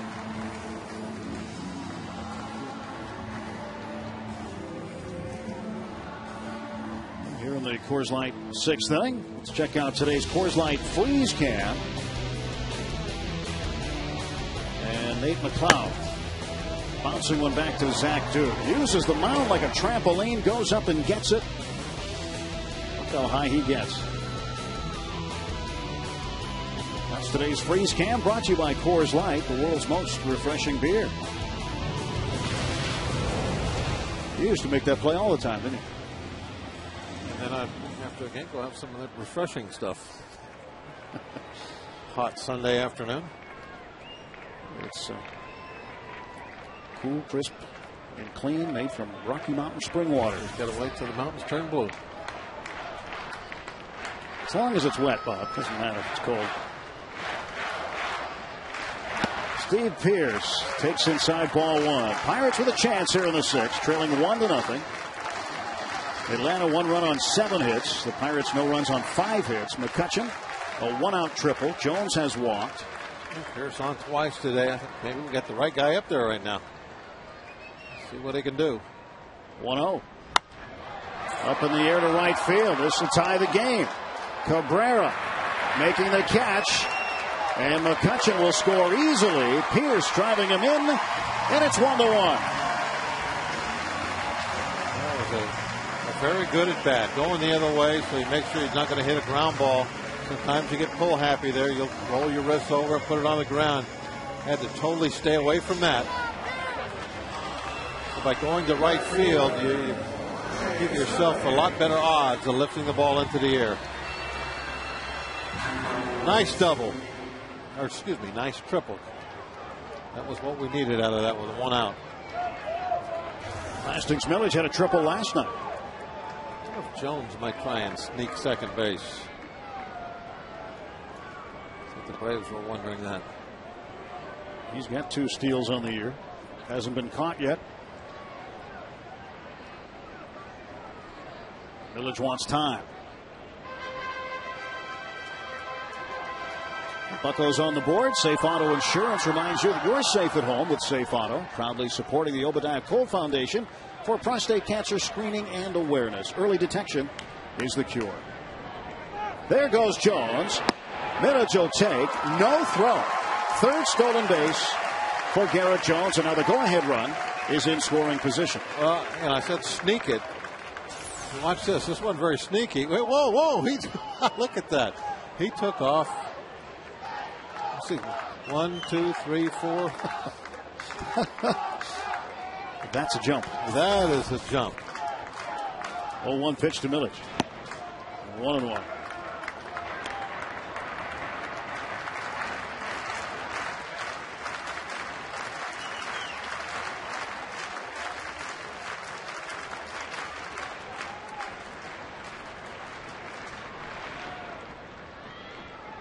One ball, 1 strike, and Millage looks out at Medlin. Here's the pitch. 1-2.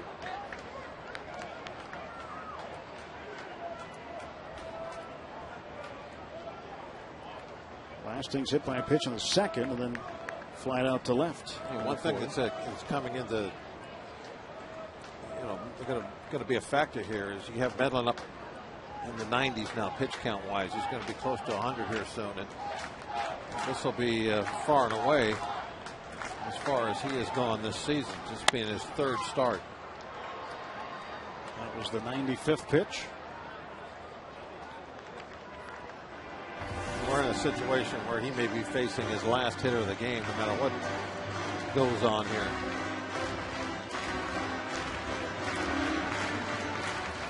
Braves and Pirates, the only league game in the American or National today. Everybody else participating in interleague play. 1-2 on the way. Down to third. And Infante will have no play, and Millage is aboard. A base hit for Hastings Millage. That moves Jones up 90 feet down to third. 2 on and 2 out for Ryan Doman. Well, he saves a run if nothing else, because this ball was hit very hard. Look at that one hot shot down the line. Infante able to keep it from getting in the corner. That would have been extra bases.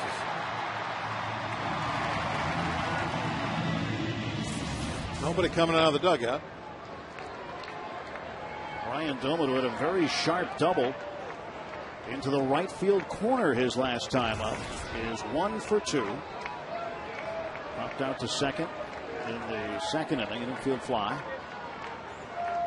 And Midland's pitch to Ryan Doman. Swung on into right field, a base hit. Pirates lead it. Doman drives in Garrett Jones. It is 2-1 Bucks.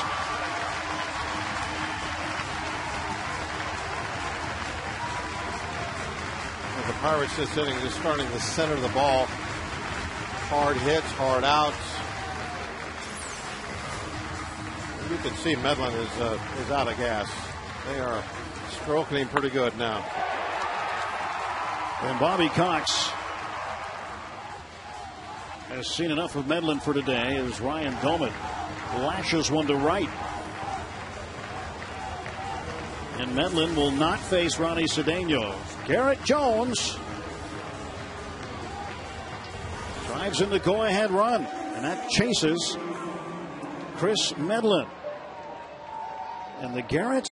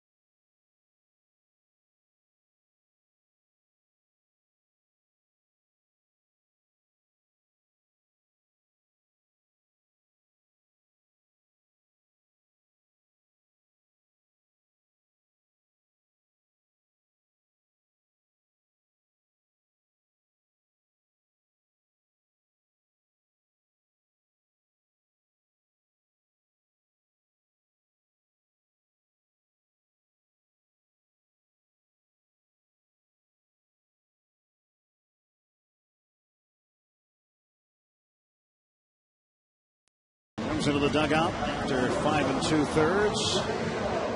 Not his best day at the office, he would say, but not a bad one. But he leaves the game trailing and with 2 men on. Yeah, actually, not a bad start. Put up 5 zeros in a row. There's Jesse's numbers on the year. They're not too pretty. Jesse Chavez, former Pirate, spent his first full season in the big leagues last year with Pittsburgh. And he led the staff with 73 appearances, led all major league rookies in appearances. In fact, during the month of May, he had 16 appearances. He was used quite a bit by John Russell and Joe Kerrigan last year. Cedeno with a chance to add on for the Pirates. Garrett Jones has driven in the go-ahead run, or scored the go-ahead run, I beg your pardon. Ryan Domit's driven in the go-ahead run. Steve Pearce drove in the tying run. McCutchen, a one-out triple would come across. And then Jones walked, stole second base, and then Pearce with an RBI, Millage a base hit, Domit a base hit. Cedeno 2-2.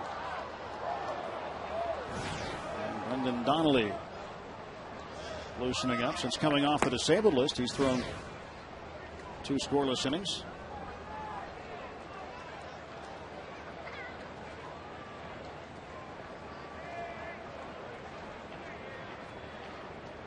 Jesse Chavez, fastball pitcher out of Victorville, California. Millage off of second and Domit off of first. And Chavez was traded to Tampa for Aki Uemura. And then Tampa turned around and sent him to the Braves in exchange for right-hander Rafael Soriano. 59-footer by Chavez. That's a pretty good block by Ross. This is textbook here.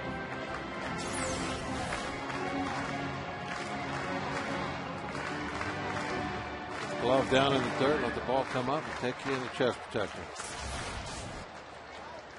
It's just like they practice in spring training. 2 years ago, Chavez was Indianapolis's pitcher of the year in the Pirates' AAA affiliate. 3-2, 2 down. Runners will go. Chavez deals. And Cedeno down to third. Infante throws across. And he's got Cedeno. But the Bucs strike for 2. A triple like lightning for Andrew McCutchen. And Ryan Domit drives in the go-ahead run. 2-1 after 6. Bucs.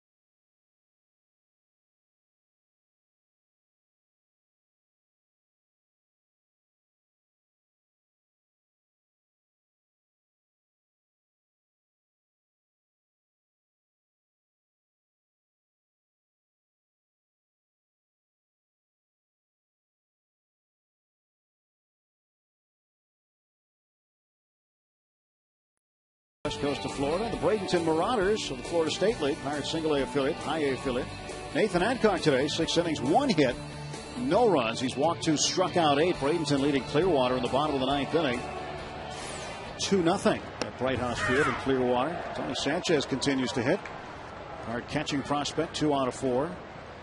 You got to wonder. Good afternoon. Yeah, in a way he's been hitting well. You got to wonder how much longer it is before he gets a promotion. From single A to double A, he went through a couple of levels last year. Started with State College, went to West Virginia, then Lynchburg, which is now the same as Bradenton, and was very instrumental in Lynchburg winning their league championship.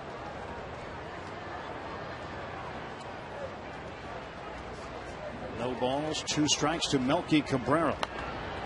Foul out of play.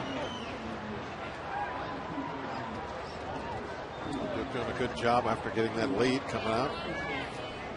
Being aggressive. First guy steps in, jumps out ahead 0-2.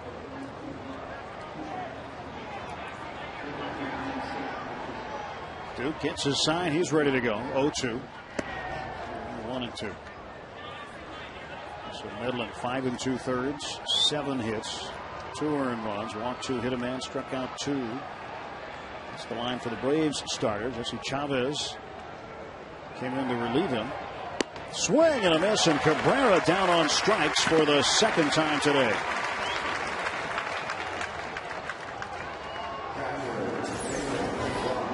Got in the reach. I believe that was a changeup. Not a spot where you're usually going to be real effective with your changeup up like that, belt high. But it's far enough off the end of the bat to where he can't reach it. Javier Lopez, the left-hander, has now joined Evan Meek warming up in the Pirate pen. David Ross skies this one to center field.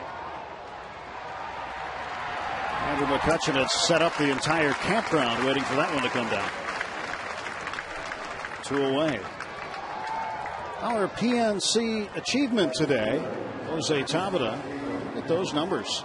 327 average, 19 steals, 31 runs, 54 hits, tied for first in the International League. 2 for 4, 1 batted in and a run scored. PNC achievement for the achiever in us all. Well, we're going to see some of these players before the end of the season, that's for sure. Brent Cleveland takes ball. Got to believe Tabata going to be one of them. He's having a fantastic minor league season to this point, stealing a ton of bases. Strike called. Yeah, Tabata is not necessarily showing a lot of power as an outfielder, but when he gets on base, a lot of times it's like giving up a double because he's going to take second. 19 stolen bases already. So he adds that dimension to any ball club's lineup. It's a little bit like, McCutchen out in center field. You got that great speed. If you can get some extra base hits, by using that speed, look at McCutchen turning a double into a triple. 1-2 pitch. Got him. Call. Strike 3. 3 up and 3 down, and 2 more strikeouts for Zach Duke. Sets him up and sits him down on the top of the 7th. Stretch time at PNC Park.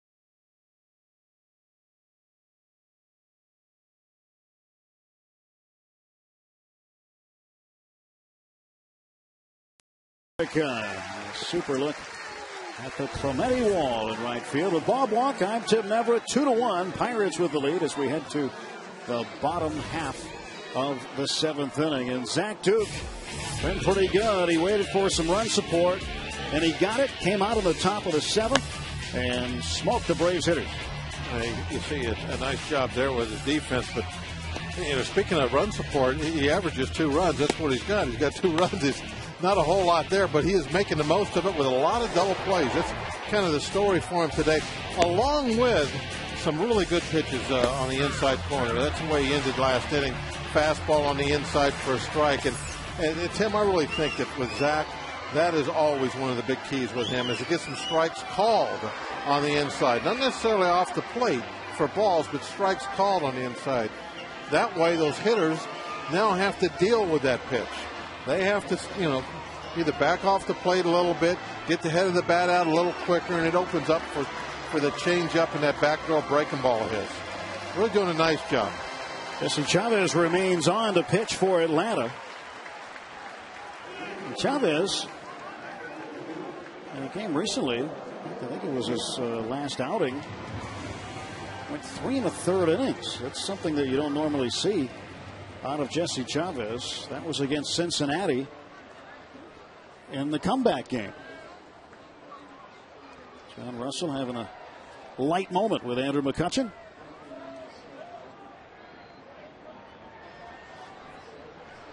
Aki Iwamura.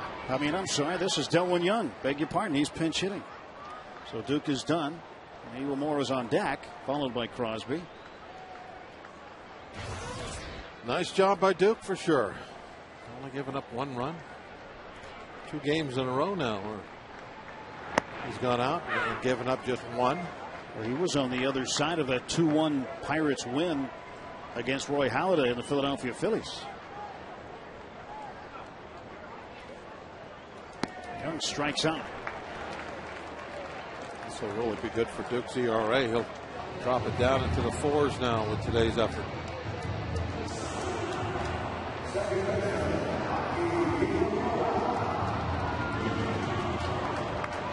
Now Aki Iwamura. And Aki 1 for 3. Got a hit in the 5th inning. Got the piano off his back, at least for the time being.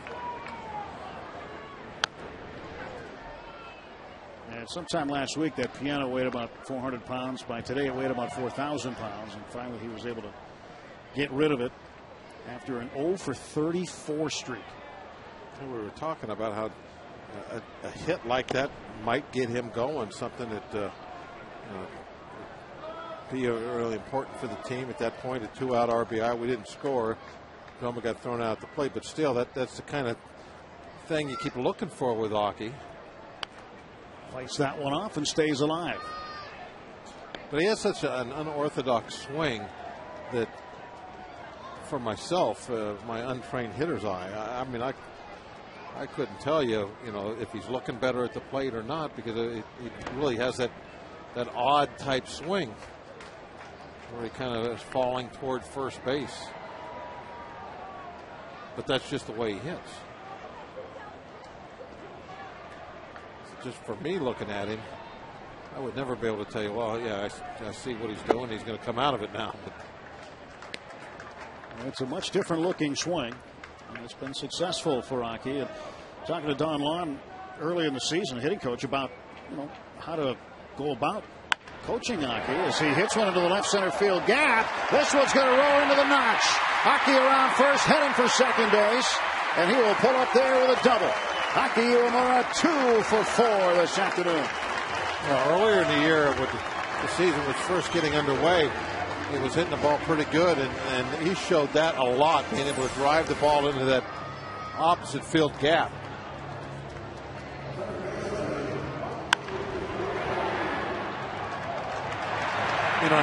With that swing, that's the last place I would think he'd be able to drive the ball. It's into that off-field gap. Somehow he does it. He's got good pop to the opposite field. With 1 out, Bobby Crosby a chance to drive it around. Bobby's 1 for 3. Here's the pitch to him. Pops it up foul, back and out of play. I think that ball actually is kind of on the inside half of the plate, and that's why he's able to get to the head of the bat to it and hit it hard the other way. Even though he's got a lot going toward the first base side, since the ball's in a little bit, he brings that head of the bat through just a little bit on the late side, and right over the top of the plate is where contact's made. Look how deep the ball is in the strike zone, and when it's up, that's why he hits the ball so hard the other way. That ball actually is inside half. Iwamura's first multi-hit game since the 28th of April at Milwaukee, when the Pirates defeated the Brewers in 14 innings. Aki had 3 hits that afternoon. And like today, that was also a getaway day. Not that that has anything to do with anything, just a coincidence. This is playable for David Ross. And there are now 2 away. Andrew McCutchen, a lightning fast triple last time up. Aspen Dental play that made you smile. Here he goes. It's not going to be caught in right center field. Melky Cabrera can't pick it up and forget it. You're not going to catch him. That's the play of the game, I think. Triple number 1, and he scored the tying run. That's the play that made you smile. Brought to you by our friends at Aspen Dental. And they're going to walk McCutchen with first base open and get to Garrett Jones. That was the play of the day. Able to get that 1-out triple and get the ball rolling. Got us a couple of runs out of it. And Jones will probably see the left-hander that's warming in the bullpen. Is that O'Flaherty? Can't see out there. You have the new binoculars, don't you? Yes, I do. Oh, those are nice. They're camouflage, so if the guys in the bullpen look back, they can't see that I'm looking at it. Johnny Venters. This is for when the Phillies come to town, these binoculars. They're camouflaged. Bobby Cox is coming to get Jesse Chavez, and it looks like Venters is going to be the guy. The lefty will take on Garrett Jones.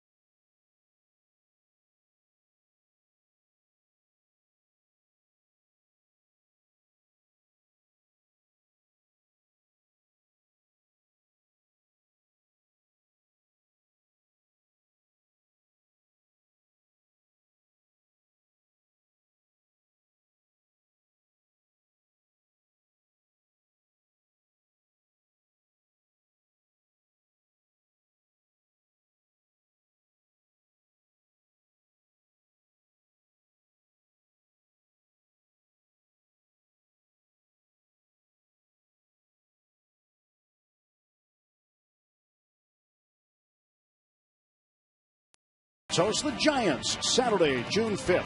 After the game, it's Sky Blast 1 featuring Collective Soul live in concert and Zambelli fireworks. This PNC Park favorite will be performing all of their biggest hits, including Shine, The World I Know, and Better Now. For tickets, visit Pirates.com. That's going to be a great night Saturday, June 5th, Sky Blast 1, and the outstanding sounds of Collective Soul. Plenty of reason for you to dance to. 2-1 Pirates with the lead. Bottom of the 7th inning. Left-hander Johnny Venters with 2 down. Comes on to face Garrett Jones. Venters from Pikeville, Kentucky. walked and stole a base. Also scored the go-ahead run driven in by Ryan Doman in the 6th.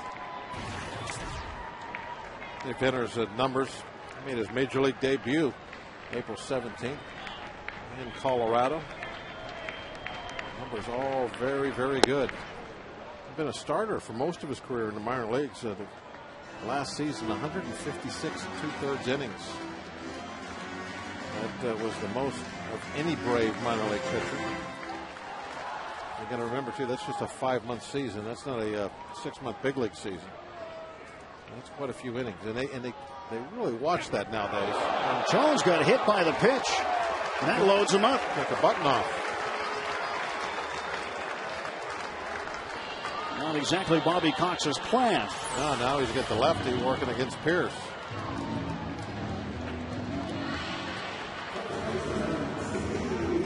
Tucked his shirt for him. Yep. Ball actually goes inside the uniform. Watch this. It goes right inside and pulls the shirt right out.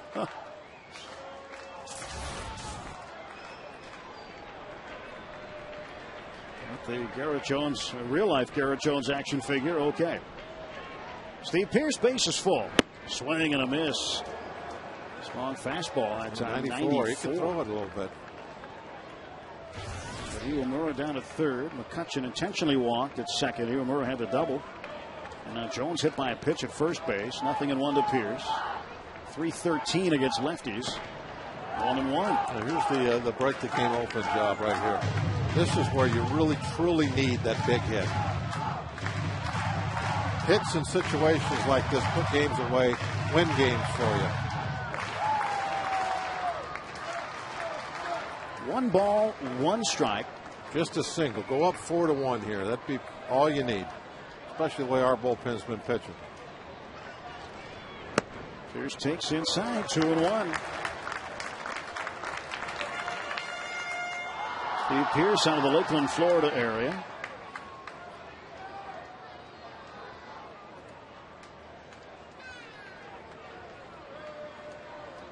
Two-1. Here's a strike, count even. I think 94.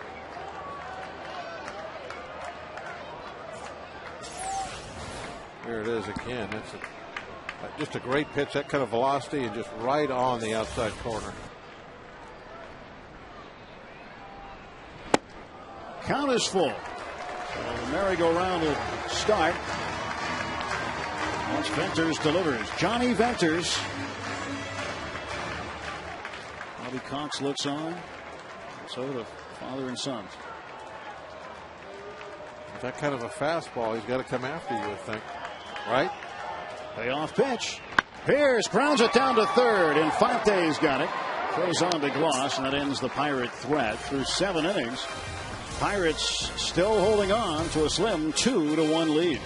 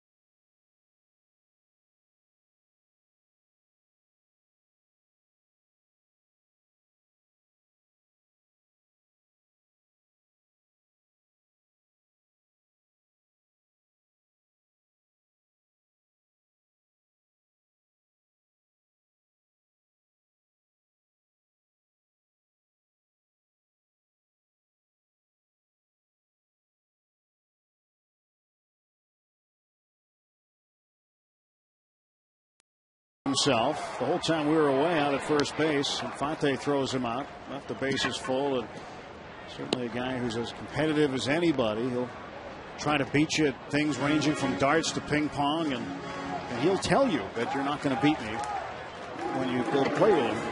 Well, in that situation, at 3-2, he's looking fastball. He got the young guy that throws hard out there, and he got his pitch. Came at him fastball pretty much down the middle, and he got the barrel on it. He hit the ball hard. It just happened to be right at the third baseman. I mean, you know, getting good wood to the ball is your job. That's what you go up there and you try to do. It's very difficult to guide anything in a hole.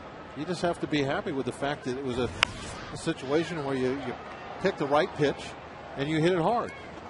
Evan Meek on to pitch now in the 8th inning, facing a pinch hitter, Eric Hinsky. Yeah, but that's a frustrating thing. Just like for pitchers, it's frustrating when they make a pitch and it's a little jam shot that falls in at a big moment. And you kind of talk to yourself now as you're walking to the showers. That's usually the difference. The pitcher, his day ends early when things aren't going good. With the fielder stays out there. Yep, he gets to stay and play and maybe get another shot. 1 ball, 1 strike to Eric Hinsky. Deep to right center.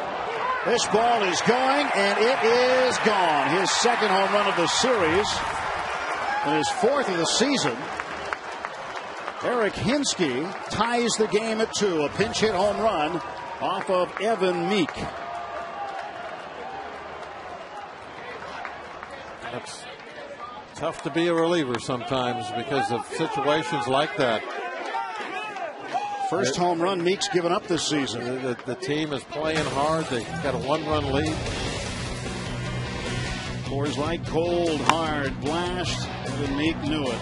He didn't even watch. Couldn't bear it. Finally took a peek. That's the cold, hard blast. Brought to you by Coors Light, the world's most refreshing beer. That was the absolute toughest thing about being a relief pitcher. You come in and the way you feel right now, the starter has lost his win. He's going to get a no decision. And in this case, he went 7 innings, gave up just 1 run, definitely deserved to win. And it's just a terrible, terrible feeling to be out there. It's like you've let everybody down. But you have to just turn the page as quick as you can. That feeling is going to do you nothing but harm from here on out. He cannot even let it enter his mind. It's over with. The pitch has been made. Score is tied. Nothing to do about it now. Hinsky having a much better season this year than he did last year at this time. You know, and if you're a pitcher that's in the situations that like Meek and Hanrahan Dotel are, where you're usually pitching later in the ball game and when you have leads, you're coming up on this situation all the time. Eric Hinsky, who led off in the 3rd inning with a home run off Charlie Morton yesterday, leads off the 8th inning with a solo shot here in a pinch hitting role.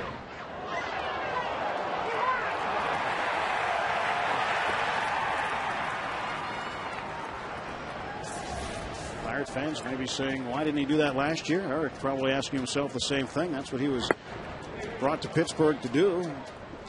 Put the ball out of the yard occasionally, and he's been doing it more for Atlanta. Foul tip. That dome it pretty good. Ouch.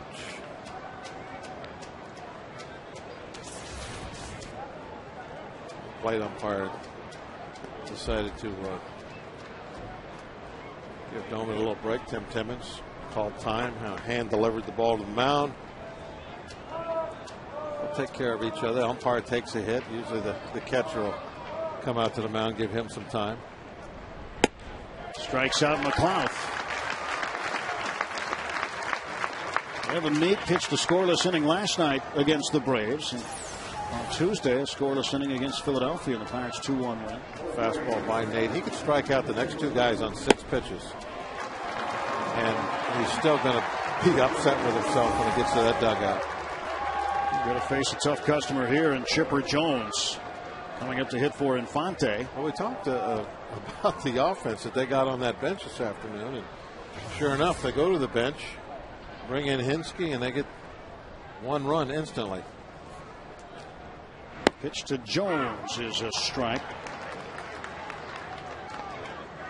Jones is 66 hits shy of 2,500 and 42 runs batted in shy of 1,500. A little roller to the right side. Pierce will glove it. Tosses to Meek covering. 2 down.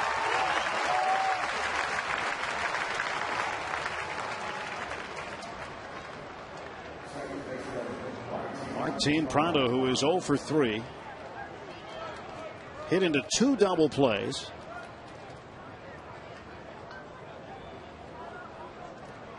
Chipper Jones. Jones outstanding. 428 career home runs. 3rd most by a switch hitter behind Mickey Mantle and Eddie Murray. Pitch outside to Prado. Definitely a Hall of Fame career. Yeah, but I think I saw something on the screen the other night that has played for one manager the 2nd longest of anybody ever. Yes. Take it a step further. Most home runs under one manager. He's on the list there as well. 4th on the list. Mark McGwire and Tony La Russa, 497. Babe Ruth and Miller Huggins, 467. And Barry Bonds and Dusty Baker, 437. And Chipper and Bobby Cox, 428. 2-0 to Prado. 95 up and in. 3-0. Troy Glaus on deck. Evan Meek trying to get out number 3 right here after giving up a leadoff game-tying home run to Eric Hinske. 3-0 pitch. Here's a strike.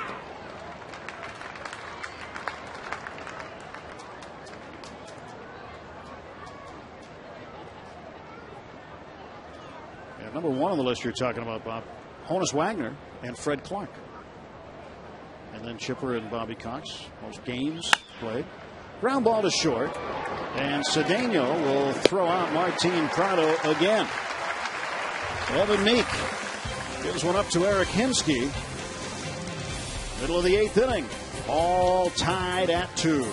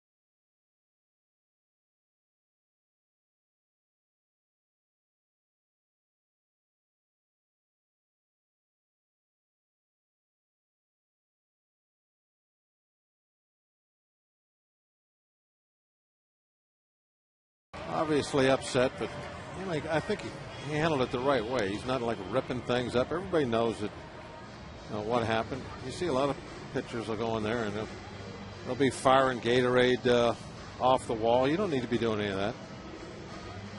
Handled it very professionally.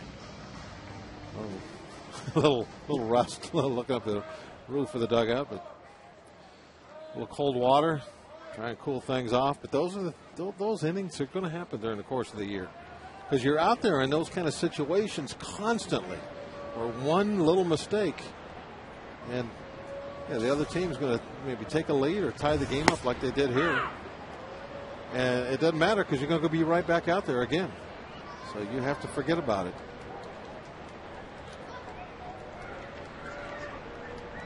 Unique spot in the lineup, up fourth this inning. Sure, he's done for the afternoon. Right-handed curveballer Peter Moylan, the sidewinder. All the success that Evan has had to this point, and just one tying home run ball, and you can see how bad he feels about it. And that's the life of that relief pitcher. Moylan strikes out Lasting's Millage. He's got that hard sweeping breaking ball that goes away from the right-handed hitter. Still wearing a path in the dugout. I don't know how guys like that, maybe after the game, he can share some insights there as far as the mental part of getting over having something like that happen to you. I spent my share of time as a relief pitcher, that's for sure. But usually it was in the fifth inning when we're down by 5 runs. That's when I would go into the game. Mop up stuff. Yeah. So I wasn't out there too many times late when the important stuff was going on.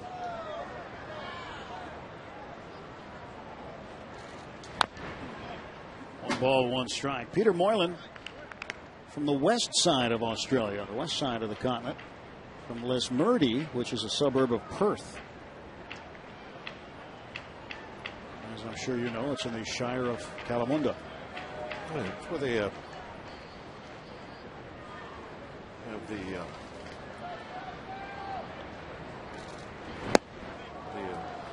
Renudis celebration every year. Is that right? Around this time. In fact, it's right around this time of the season. It's a type of fruit that grows there, Renudis, and they harvest it and have the big celebration. Really? Mm-hmm.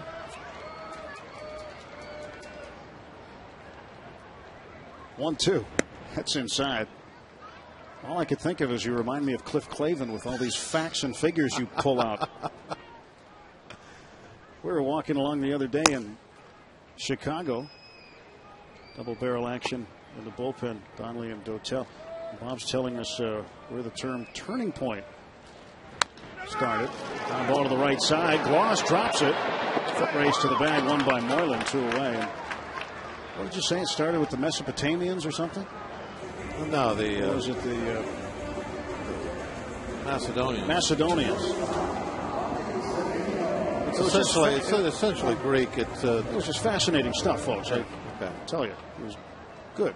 What was it's about when you'd have these phalanxes they were doing battle, and they'd be pushing each other like like rams up in the Rocky Mountains, and one would give way to the other one and turn and flee, and that would be that's the turning point. And it's I don't know how to pronounce it. Ancient Greek, something like a troupe or something like that. But anyway, that's where the word trophy comes from.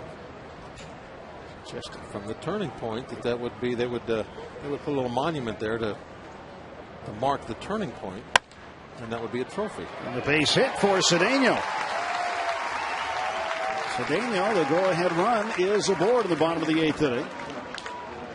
Brian Church has been swinging a hot bat lately. Had 3 hits last night. They were all solidly struck. He comes up to pinch hit in the pinch hitter spot.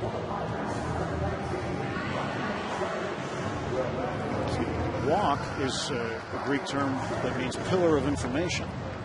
See, what I like about this stuff is you guys never know when I'm just making stuff up, just like totally off the top of my head, or whether I actually. We were wondering how much percentage of truth was in that story. Well, like the Renudi celebration. I wasn't buying it. Obviously, that's totally fake. I wasn't buying it. Took you a while to think of the word. I didn't know how to pronounce it, was all. I'm thinking to myself. See, with me, that makes it when I struggle with a pronunciation on a word, that makes it more believable. Because that's what I always do. Just act confident, people will believe you, whatever it is you say. But it is a good story. Maybe we'll bring that up later in the year about the Renudi celebration. We'll add some stuff to it as we go along. They have that on Monday nights in Cincinnati. Throw to first and Cedeno back. So you have the fruit of the Renudi tree.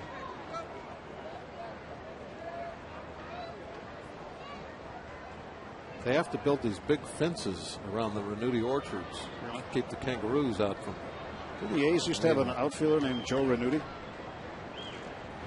Outside. That was a reach. Well, he made a heck of a catch in the World Series, too. Remember the catch he made, Joe Renudi, up on the wall? Yeah. And now they call it the Renudi style catch. It's named after it. 2-2 ball game, bottom of the 8th inning. Cedeno leads from first. 1 ball, no strikes to Church. And a pitch way outside. Cedeno got out there and a little more aggressive lead than he normally takes.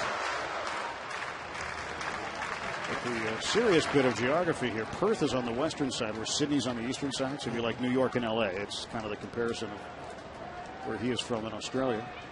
Peter Moylan. 2-0 pitch. Church watches it low. 3 balls, no strikes. That's where they do all the sailing over on the west side, don't they? The America's Cup out of Perth. Well, they've done it on both sides. Oh, but yeah, Perth is big desert in between the east and west. 3-0. Strike call. The Renudis grow well in the dry, arid country. 3 balls, 1 strike. 8 hits for the Braves, 9 for the Pirates. And the 3-1 pitch to Ryan Church on the way. To the right side, Gloss has it. That'll do it. We'll head to the 9th inning, all even at 2.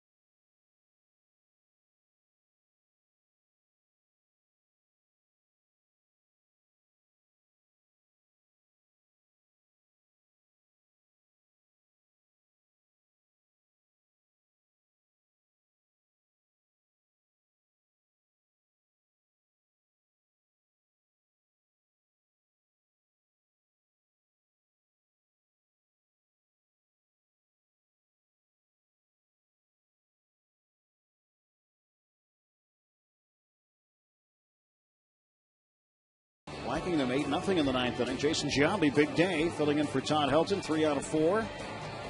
Rockies leading the Royals 9-4 in the 6th. Or maybe he's DHing today. Jose Lima, the sad note today, passed away of a heart attack. 37 years of age. Former Tiger, Astro, Royal, and Met.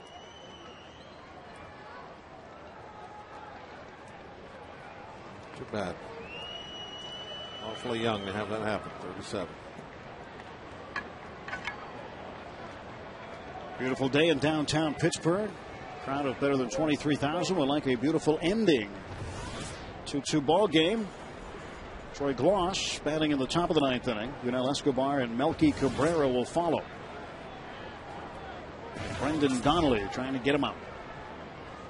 Brendan's a couple of scoreless innings since coming off the disabled list, and has not given up a run at PNC Park yet. Likes it here. That's a good trend. Lost today. Struck out frustratingly so in the 6th inning. Flat out twice to left. Down to third base. Crosby guarding the line, makes the play and throws him out. One down. Playing no doubles right on the chalk, and it was hit right at him.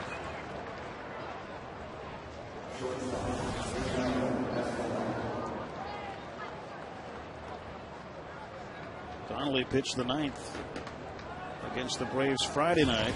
Gave up a hit but got 3 outs.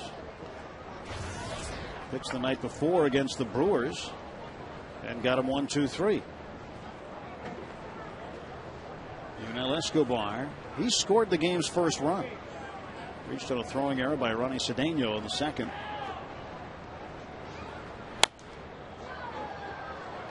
And one thing we should note is that Zach Duke, in spite of the score, in spite of the run production behind him, which hasn't been that much, still pitched well enough to get a win today. He deserves better than a no decision. Left with a 2-1 lead, and then the home run given up by Evan Meek.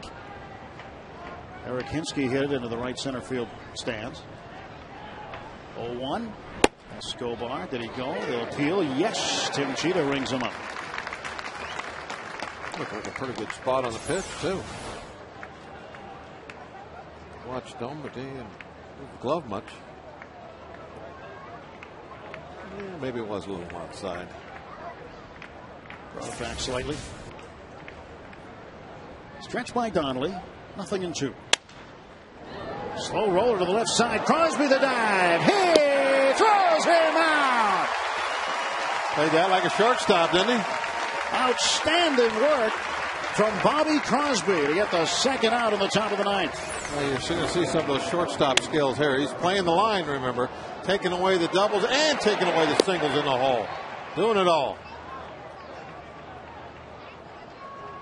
Look at that. Quick to his feet.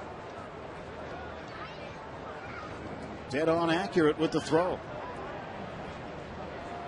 Donnelly likes it. Why wouldn't he?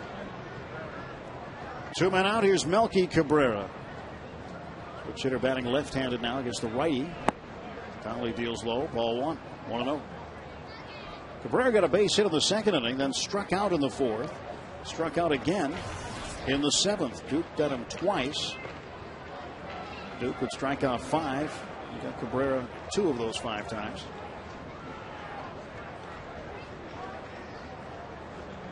Top of the order due up for the Pirates in the bottom of the 9th. 2-0. Cabrera, and then David Ross is on deck.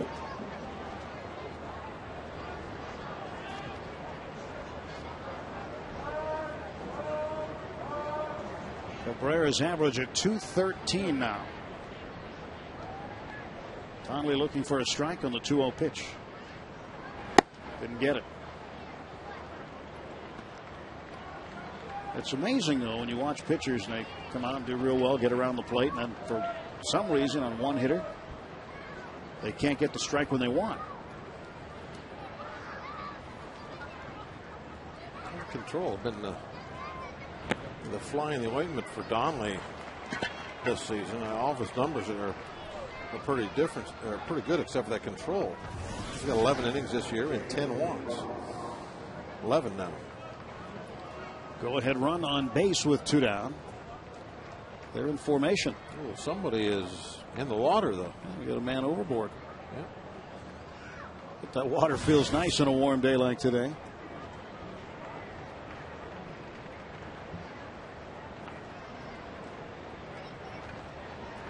Yeah, climb back in. You're all right. Let's go. They're holding the boat for you. What's taking so long? I don't know. Like climbing in a kayak, that might be more difficult than it looks. You know, once you're in them, you're pretty low to the water line. They're easy to maneuver in. It'd be tough to get in now. It's upside down. Yeah, now, you're not going to get upside down and flip over. That'd be a tough way. It'd be a real hard way. But those are easy to paddle around, and actually, I can fish out of those. My brother and I have fished out of those for smallmouth bass in the past, and you'd think it's kind of tippy like a canoe, but they're really not. They're nice. Part of the great scenery around this ballpark. David Ross waiting for the Brendan Donnelly pitch. And that one is outside, ball one.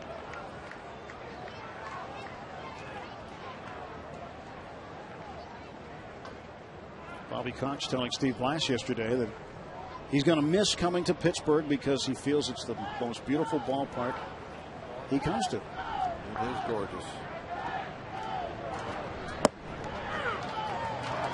Steve had a nice long conversation with Bobby today.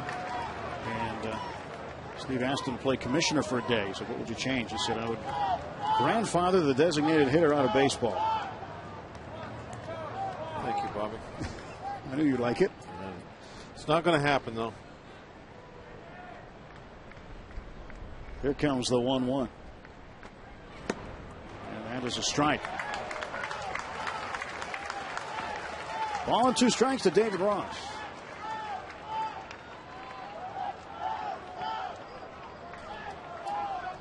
Ross, 2 hits today. He snuck a bunt single in the 5th. 1-2, 2 down, top of the 9th. Cabrera, 2-out walk, gets his lead from first, held on by Steve Pearce. There goes the runner. Pitches a ball, throw down, not in time. And now the go-ahead run is in scoring position. Pitch before. You can see that Cabrera wanted to run. He was off there very aggressively and kind of flinching towards second. This is the first stolen base of the season for Melky Cabrera. A big leg kick, off-speed pitch down almost in the dirt. Picked a nice one to run on.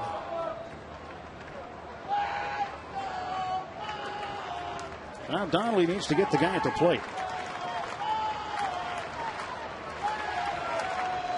2-2 is the score. Top of the 9th. Cabrera at second. David Ross at the plate with a 2-ball, 2-strike count. Donnelly ready to go. Got him. Strike 3. We go to the bottom of the 9th. Aki Umura will lead off. Bobby Crosby and Andrew McCutcheon to follow.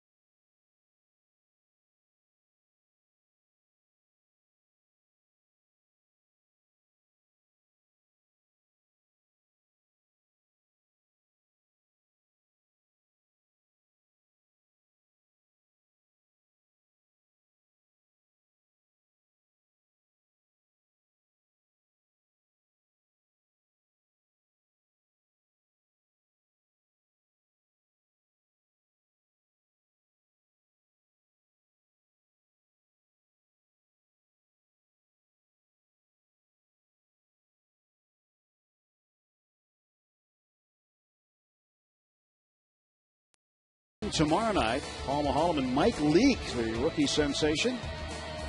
Ollendorf and Arroyo, and Charlie Morton against Johnny Cueto. Cueto was lifted from his last start due to some blister problems. But the Reds are expecting him in there on Thursday. So 4 straight in the Queen City. Pirates leave right after the game. Yeah, let's get a run right now and get started on that road ahead.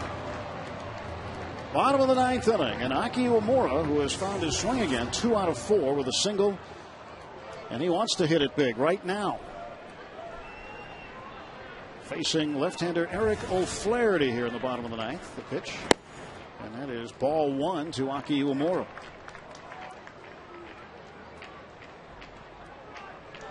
Aki struck out in his first plate appearance, grounded out to second, and then a single and a double.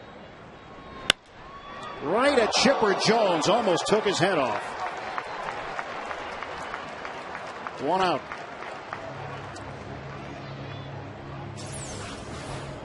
Not much luck there, huh? Right at him. Chipper didn't see that one until real late. That would have been a nice way to start the inning. Bobby Crosby takes strike 1. It's tough to get lucky, though, against a guy like O'Flaherty. Got a lot of the luck on his side. Whose luck might that be, Bob? Well, it just seems like a lucky kind of name. Well, he's from nowhere near Ireland. Walla Walla, Washington is his home. It's very green in that part of the country. Northwest.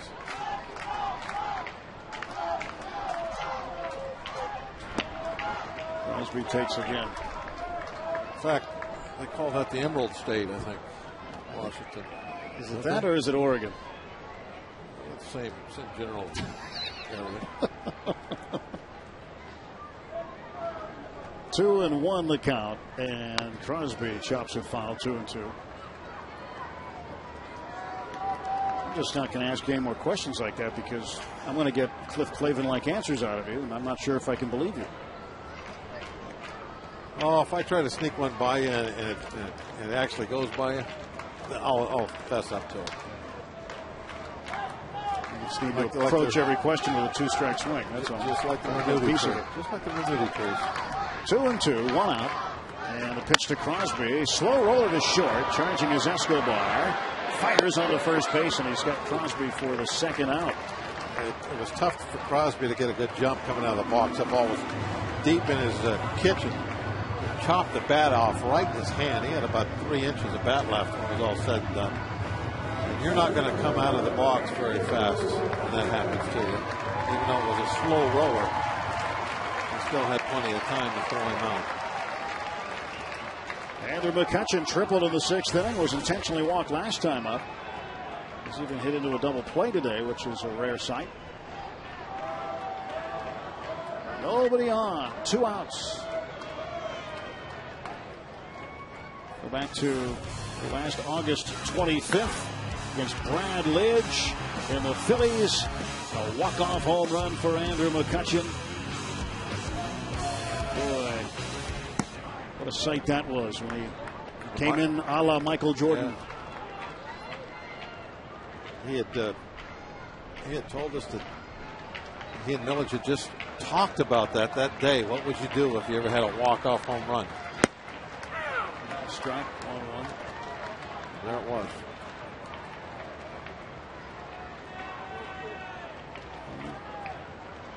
You never know with McCutchen. Things can change very quickly with him. He can be a game changer. 1-1. Ground ball toward the middle. That's thrown to center field, and the wing on the board. With his speed, single can be a double real quick, and that's what you're looking for with 2 outs.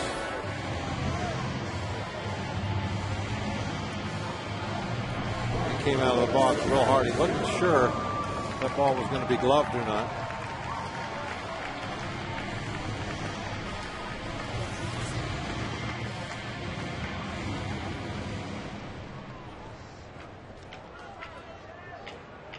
Garrett Jones trying to get McCutchen around and end the ball game. 2-2, bottom of the ninth, 2 down.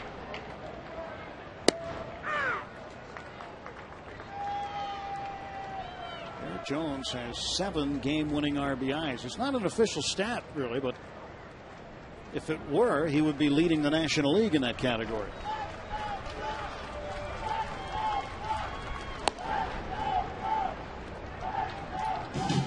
With 29 runs batted in.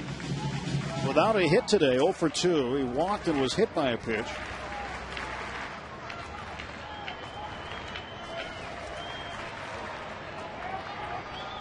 The 0-1 to Garrett Jones. Now back 0-2. And the Bucs down to their final strike here in the bottom of the 9th inning of a tie game. Got the winning run aboard. Pirates have stranded 10 runners today. Stranded 14 in last night's game. Garrett's Parrots want the ball to fly away. The nice pink wings the Parrots have. That's good technique, too. Go over to first. I mean, not that I know anything about technique. I'm sure you do. Fast encyclopedic brain you have. The flying technique? Yeah, I agree with you. They do have good technique there. No balls and 2 strikes. And Ross wants time. Well, talk to O'Flaherty. I'm trying to think of what kind of a... Now, there's technique for a flyer.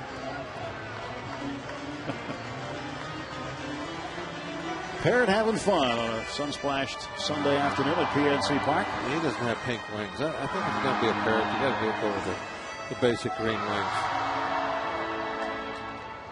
Coming up after the game, our AGH Sports Medicine Pirates post-game show, highlights and analysis and a full breakdown of this one. Pirates would like to end it sooner than later. 0-2 coming to Garrett Jones from Eric O'Flaherty. Looks at it low, ball 1.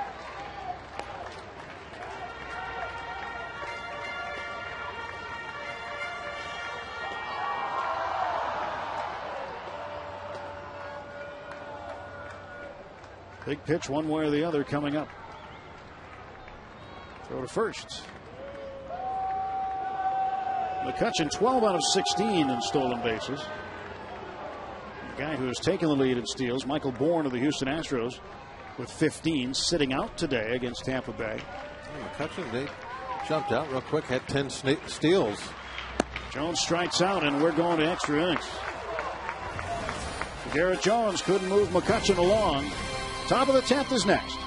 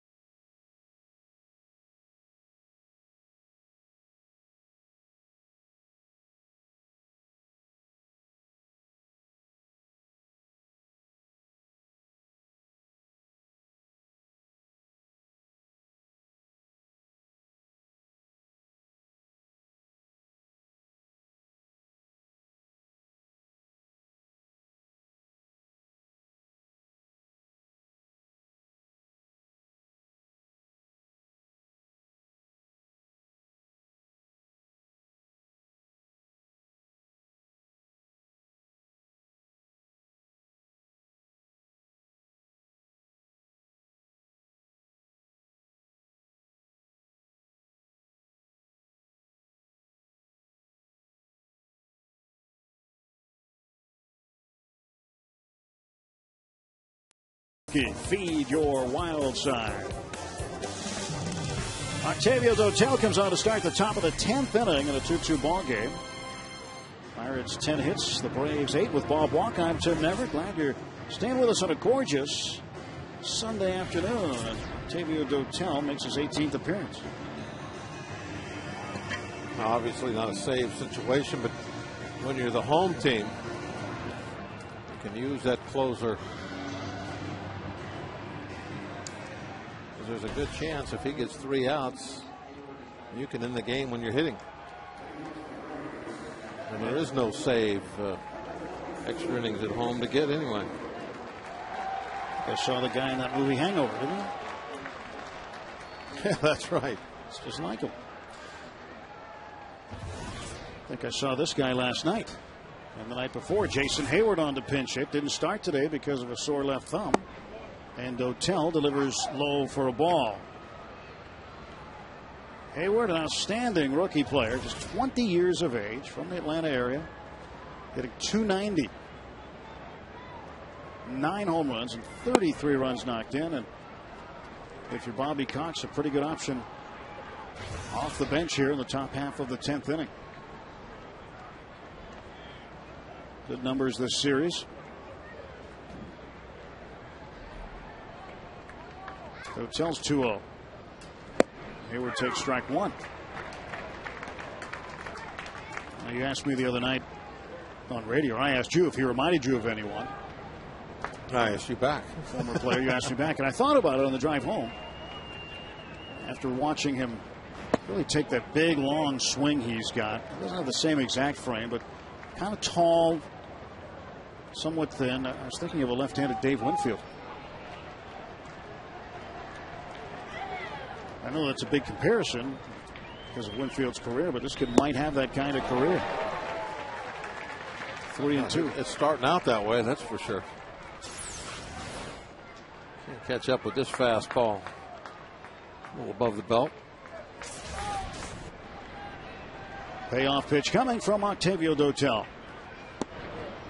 Low ball 4, and Dotel puts the go-ahead run aboard in the 10th.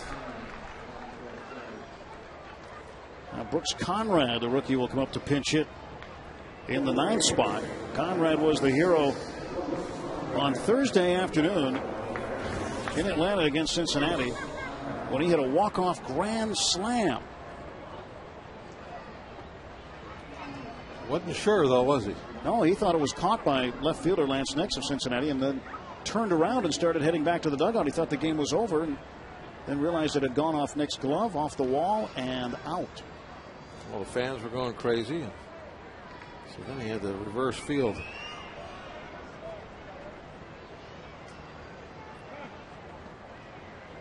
Hayward aboard, nobody out.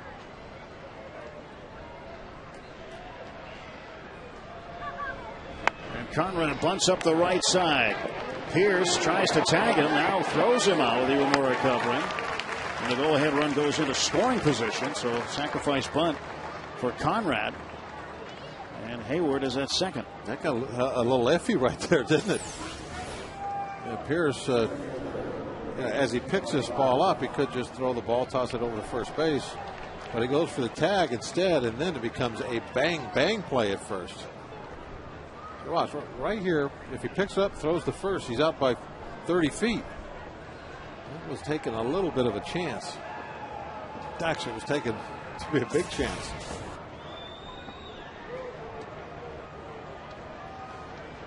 Nate McLouth, strike one. McLouth with one hit in this series. It came in the 3rd inning today. Struck out last time up in the 8th. He's 1 for 4 today. 240 with runners in scoring position and a big run for the Braves at second base. 2-2 the score, top of the 10th.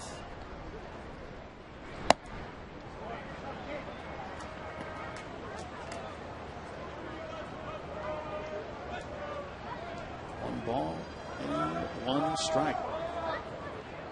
Chipper Jones out on deck.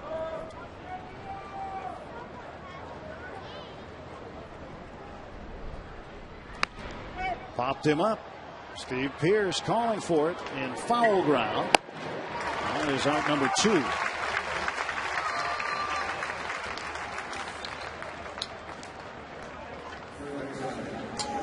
So McLouth is gone, and now it'll be Chipper Jones. Jones 0 for 1, grounded out to first. When he came in to pinch hit for Omar Infante. And they will walk Chipper Jones and get to Martin Prado. With the right-on-right matchup. And Prado frustrated today, 0 for 4. Well, this makes all the sense in the world, doesn't it? With Chipper Jones, it's almost like no matter where he's at in his career, you got to really respect what he has done. Only 13 ribbies this season. He's a Hall of Famer.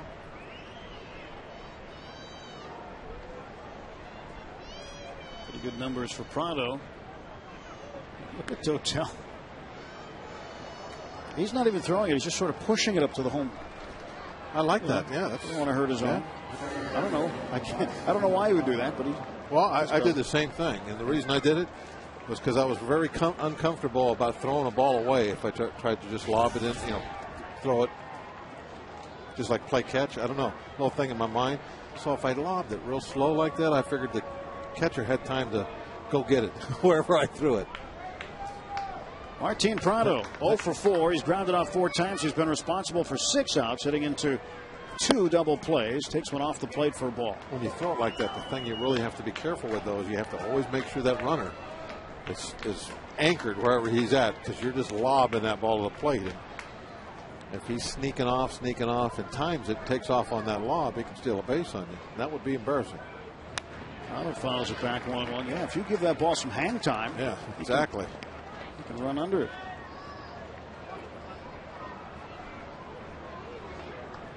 And 1 to Prado, entered today as the National League's hits leader. Jason Hayward represents the go-ahead run. 2 down, top of the 10th. Dotel's 1-1 delivery will wait as he looks Hayward back.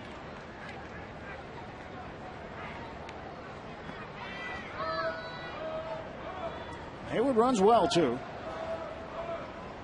Yeah, he's the complete package. Prado takes inside.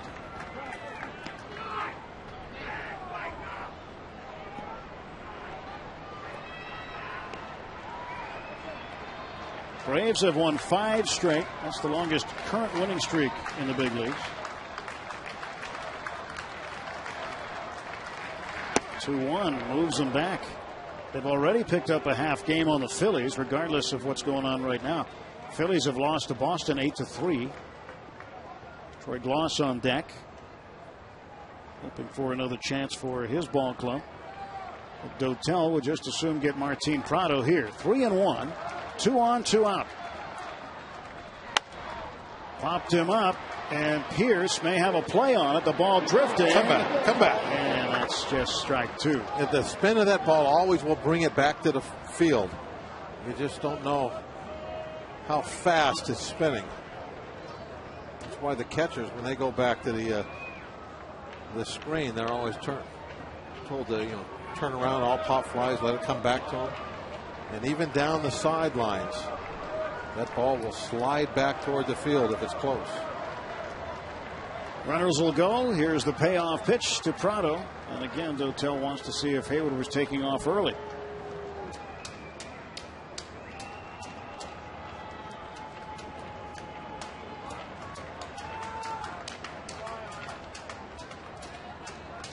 There go the runners. Popped him up, backing out of play. So Dotel another chance to get Martin Prado here. Prado's average down to 308 after starting at 315. 4 home runs, 20 runs knocked in. Nice shirt. They're fired up. They want to win. 3-2. Strike 3 called. And Octavio Dotel comes up with a big punch out.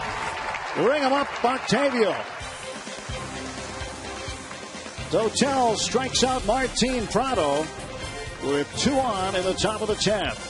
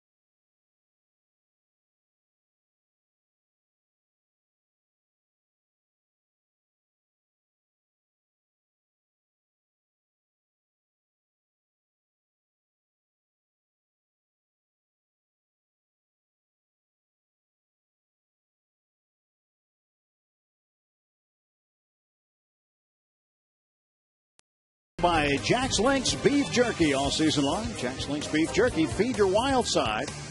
Pirates hoping to have a wild bottom of the 10th.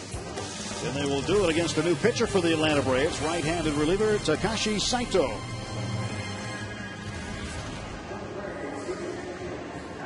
Pirates unbeaten in extra innings. Atlanta's dropped one after going to extra frames 3 times.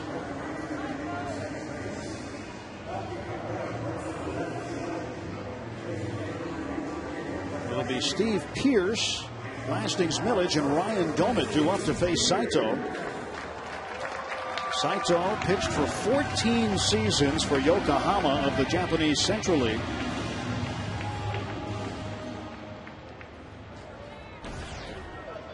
And then for 3 seasons with the Los Angeles Dodgers, last year pitching for the Boston Red Sox. So a seasoned right-hander working from the third base side of the rubber. Facing Steve Pearce. Pearce takes inside. Some other changes for Bobby Cox's Braves. Jason Hayward remains in the game, plays right field.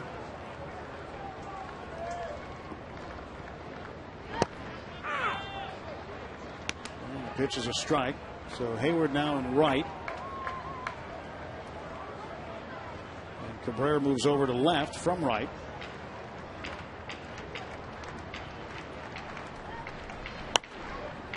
Conrad in at second base. This one fouled away.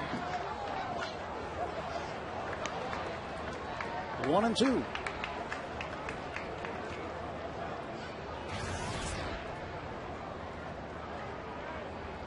Gotta believe Pearce really likes that dirty uniform. Means he was competing. Yeah, he's one of those players, first couple innings, he's figure out some way to get down in that dirt. 1-2. 2-2.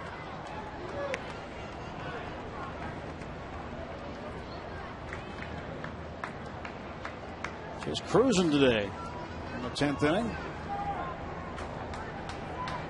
Well, we need to end this. Here's watches strike 3. Ross did a nice job with quiet hands. Well, you don't want to move the glove too much because that will tell the umpire the pitch is not where it was supposed to be. You just want to be very quiet with your hands when you receive these pitches out on the edge. Yeah, if you see that catcher as he catches the ball, kind of bring it back to the strike zone for a couple inches. He's got a little tiny movement. Well, to me, that I've always thought, you're just telling the umpire, it wasn't a strike. I had to move it in. Pierce down after he got a hit in the 4th inning. He's now 1 for 3 with a sacrifice fly and a run batted in, and Millage takes a strike, 1-1. But framing those pitches to try and get the balls out on the edge is called strikes. Doesn't mean you're like moving the glove in toward the zone after every time you catch the ball. No, you don't do that.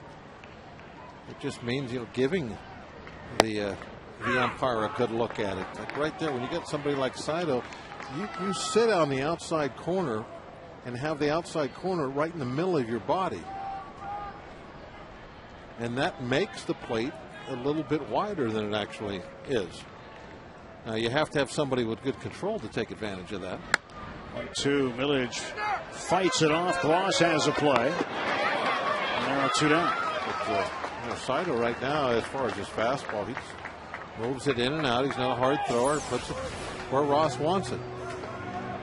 A little check of the railing.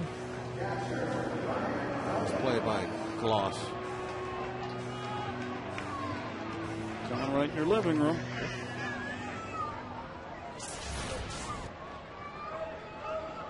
Now the batter is Ryan Domit.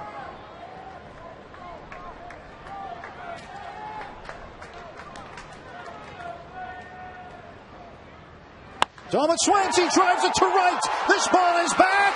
Gone! A walk-off home run, Ryan Domit. And the Pirates win it in 10, 3-2. Now Domit with 4 home runs now this year, 3 of them pretty darn dramatic. Had those 2 in Milwaukee off Trevor Hoffman in the bottom of the 9th inning or top of the 9th inning in Milwaukee. And then here in extra innings for the walk-off. Nice win today. Do we like it? Ryan Domit. with a blast over the Clemente wall. And a great way to end the homestand on our beautiful Kids Day Sunday at PNC Park. A 3-2 walk-off win in 10. Well, that's what you're trying to do. There's 2 outs, nobody on. We're not thinking single. We're trying to get a pitcher we can drive. Either extra bases to get in scoring position or in the game by putting it over the fence. Doman knew he had it.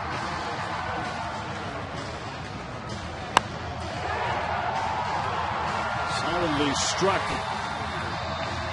And out of here. A 2-out walk-off home run for Ryan Doman. You got a beautiful Sunday afternoon crowd.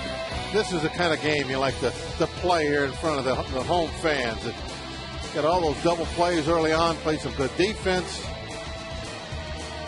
Good one here today. Our next telecast of Pirates baseball tomorrow night from the Great American Ballpark in Cincinnati, when the Pirates and Dusty Baker's Central leading Reds play the first of their upcoming 4-game series. Brian Burris takes on Aaron Harang. Our coverage begins with the Trib Total Media Pirates pregame show at 6:30. Then Greg Brown and Bob will bring you the call beginning at 7 right here on FSN Pittsburgh, bringing the game to you. Final score, 3-2. Pirates walk off the Braves. For Bob Walk, I'm Tim Neverett. Pirates postgame from AGH Sports Medicine next.